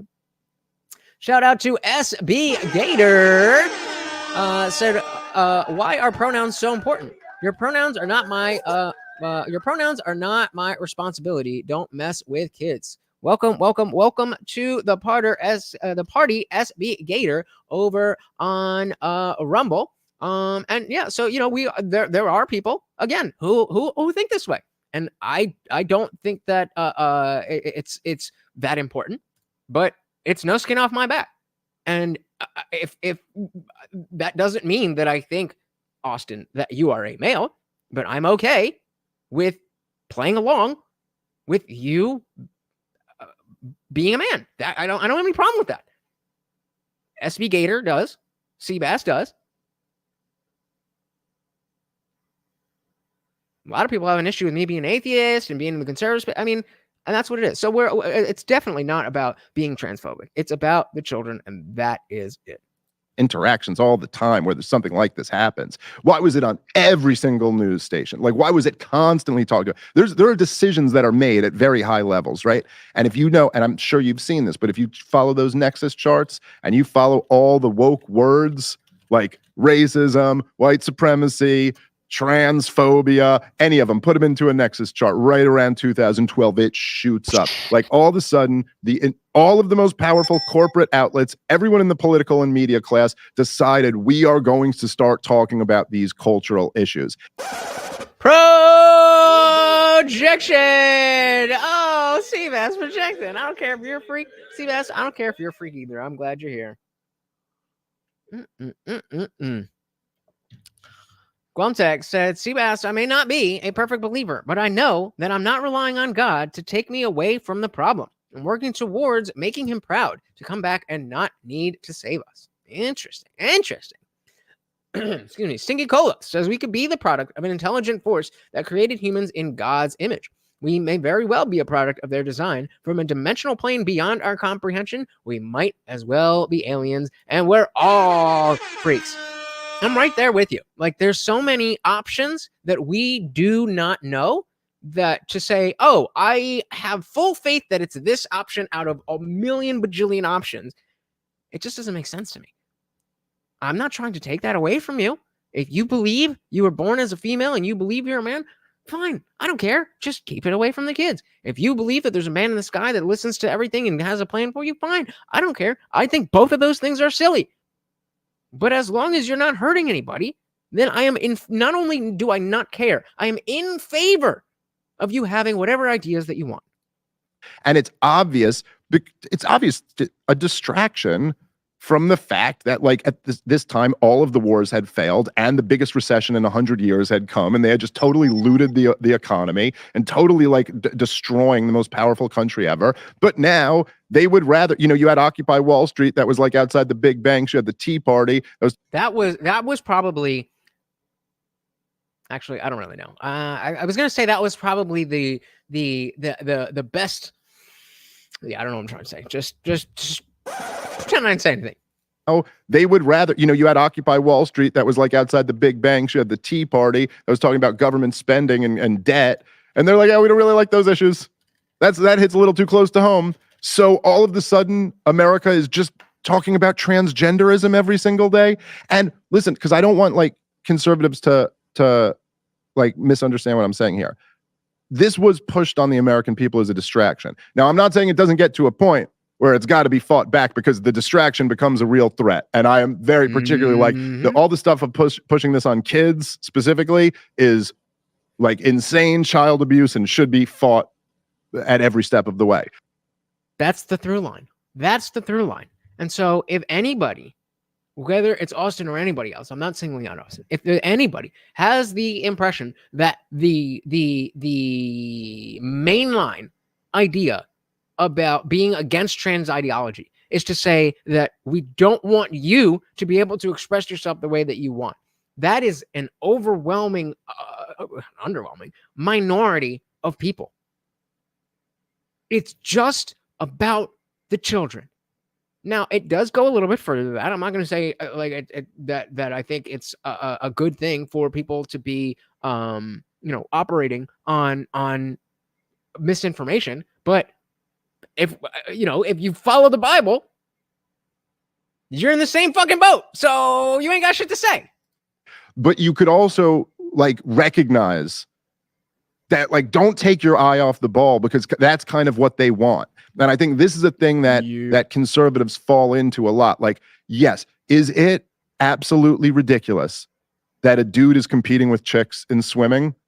Yes. It's insane. It's so insane that I can't even believe it needs to be discussed as an issue. Like So I'm curious, Austin, what do you think about specifically trans women competing with cis women? fact that that's not a starting point for all of us is just bananas. Yeah. However, there are way more important things in the world going on than that. You know what I mean? And I agree. However, if something is the most important thing in the world and nobody understands or knows about it, then nothing's going to happen. And people don't want to be talking about and paying attention to politics all the time. Some of us are weird, and we are, but most people just want to live their lives. And so we have to meet them where they're at. What are the issues that you just, like I said, walking through your day, where you used to be able to just go through your day and not get any politics bullshit? If you didn't want to, you could just opt out. That's no longer an option. So what are the things that are forcing themselves into the lives of people who don't want to be politically involved? And it happens to be the racism, the immigration stuff, the trans stuff, the money stuff. It's all right there. And so yes, there are different issues, and I think it's important that we do have people that focus on the big stuff. But I also think it's important that we have people like myself who focus on the smaller stuff that can bring more people into the fold. To start, okay, maybe you start with culture war issues, and then you're listening to Dave Smith, and oh, he's making a lot of sense about Israel or this or that or whatever, and you do some more reading. We all have a part to play. And I don't know how to tell you how to figure out what your part is, but just get involved. Do some shit. See how it feels and move from there. So I asked Austin about trans women competing in women's sports. Said, I think we don't have enough scientific data to reasonably ensure the safety of cis women when competing against trans women in contact sports, or fairness in non-contact sports. Look at that. We have anti-woke people who are accepting of a trans man, and we have a trans man who can say maybe biological men shouldn't be competing in contact sports with females. Seems like we're all on the same team. Even if we don't agree with each other all the time, we're just on the same team in wanting America, the world, to be better based on values that actually do make people's lives better. And like, it's not that that's not important, but it's nowhere near as important as like just what inflation has done to families over this country. Like, how many families have broken up over the number one reason for divorce is financial problems. This inflation has destroyed people. I mean, this is the type of thing that leads to like, kids growing up without a father putting a gun in his mouth. You know what I mean? Like, hey, shout out to Samosaphile. Hey, yo, are you Indian? Indeed, I am the Indian Jesus, here to resurrect the second coming of common sense. Welcome to the party. Very good to see you. Thank you for being here. Horrible things come out of it. These wars are the worst things in the world. And it's just like, just notice that, like, and once you try to notice this, I think it's almost impossible to not see it, that all of the people who are responsible for destroying the United States of America want you to be fighting with your fellow Americans. Yup. And that's all they want. And that's why they pick all these issues, race or. And this is a tale as old as time. Divide and conquer. They know that we know that's what it is, and somehow we still get caught up in it. And so that's why, again, that I choose to get caught up in it, because there are other people who are not aware that they're caught up in it. And because they're not aware, they're just trying to, what's a good way to explain this? They're just trying to, they're like treading water, not realizing they're about to drown. And, maybe they can move around in such a way that keeps their head above water for a certain amount of time, but you ain't swimming. That's a damn good analogy. And I want to teach people how to swim. I want to teach people who are about to drown how to swim. Even if you can doggy paddle, you're better off than not knowing how anything. Sexuality or, transgender, whatever, all this stupid stuff is just to constantly divide us against each other. Because the truth is that one of the few things that left America and right America have in common is that we're all screwed over by the same people. Yup. And that's them. It's a big club. And you ain't in it. Who's them? The people who are creating these circumstances. You know? I And don't the club ain't fucking know that the big, by names. the way. And that's why I say it appears like it's really big Yeah. because it's the media. I call them the commentariat who are making you hysterical all the time Commentariat. about Ooh. so many different issues. And that's purposefully to divide you and to make you look the other way while, you know, the military industrial complex just keeps on trucking through all of these countries. And I guess I want to ask you, because you're very interested in foreign policy, and There was plenty of fucking space on the door. Fucking feminism in the 20s, all right? That's where it started. That's where feminism started. With Rose and Jack on the Titanic, well, off the Titanic, and he was like, no, I'll just stay in the water and freeze because I want you, the woman, to be better than me, to be up above me. I don't know what the fuck I'm talking about. Indeed, there is a free channel. There's 2 free channels of the Indian Jesus Discourse server where the party never ends. That's right, 24/7. We are in there hanging out, talking about all kinds of cool stuff. But if you are a member of the YouTube, if you are a member of the YouTube channel, you get access to the full server, which includes the after party. what would be your solution to Ukraine? What's happening right now? Let's say actually the military industrial complex doesn't get a say anymore. Dave Smith, this guy from New Jersey, gets a say. Well, Jay I mean, all look, day. the obvious solution to all of this is that America is supposed to be what the founders envisioned for us. We're supposed to be a republic, a constitutional limited republic. We're not supposed No, oh, he's gonna say it. We're not supposed to be a democracy. to envisioned for us. We're supposed to be a republic, a constitutional limited republic. We're not supposed to be the world empire, and we have Okay. no authority under our We're not supposed to be a direct democracy either. own constitution or under international law, as Gaddafi was pointed out, to be the empire. But this is how republics get destroyed. They become empires, and empires collapse. They're doomed to collapse. And so the obvious answer here is, look, all of these problems are just solved. I mean, again, I'm not saying that the conflict is completely solved, but the Americans' problem with it is completely solved by us just disengaging. And in fact, I think that, look, in the war in Ukraine, for example, they had a peace process worked out. They had an agreement in paper. None of this had to happen. It was early on in the war that they had this, before Boris Johnson. Hey, let me know. I'm ready. I just did my video. I had Mike Harlow on. I was just on Front Porch Conservative last night. I did my video for the Walk Away campaign.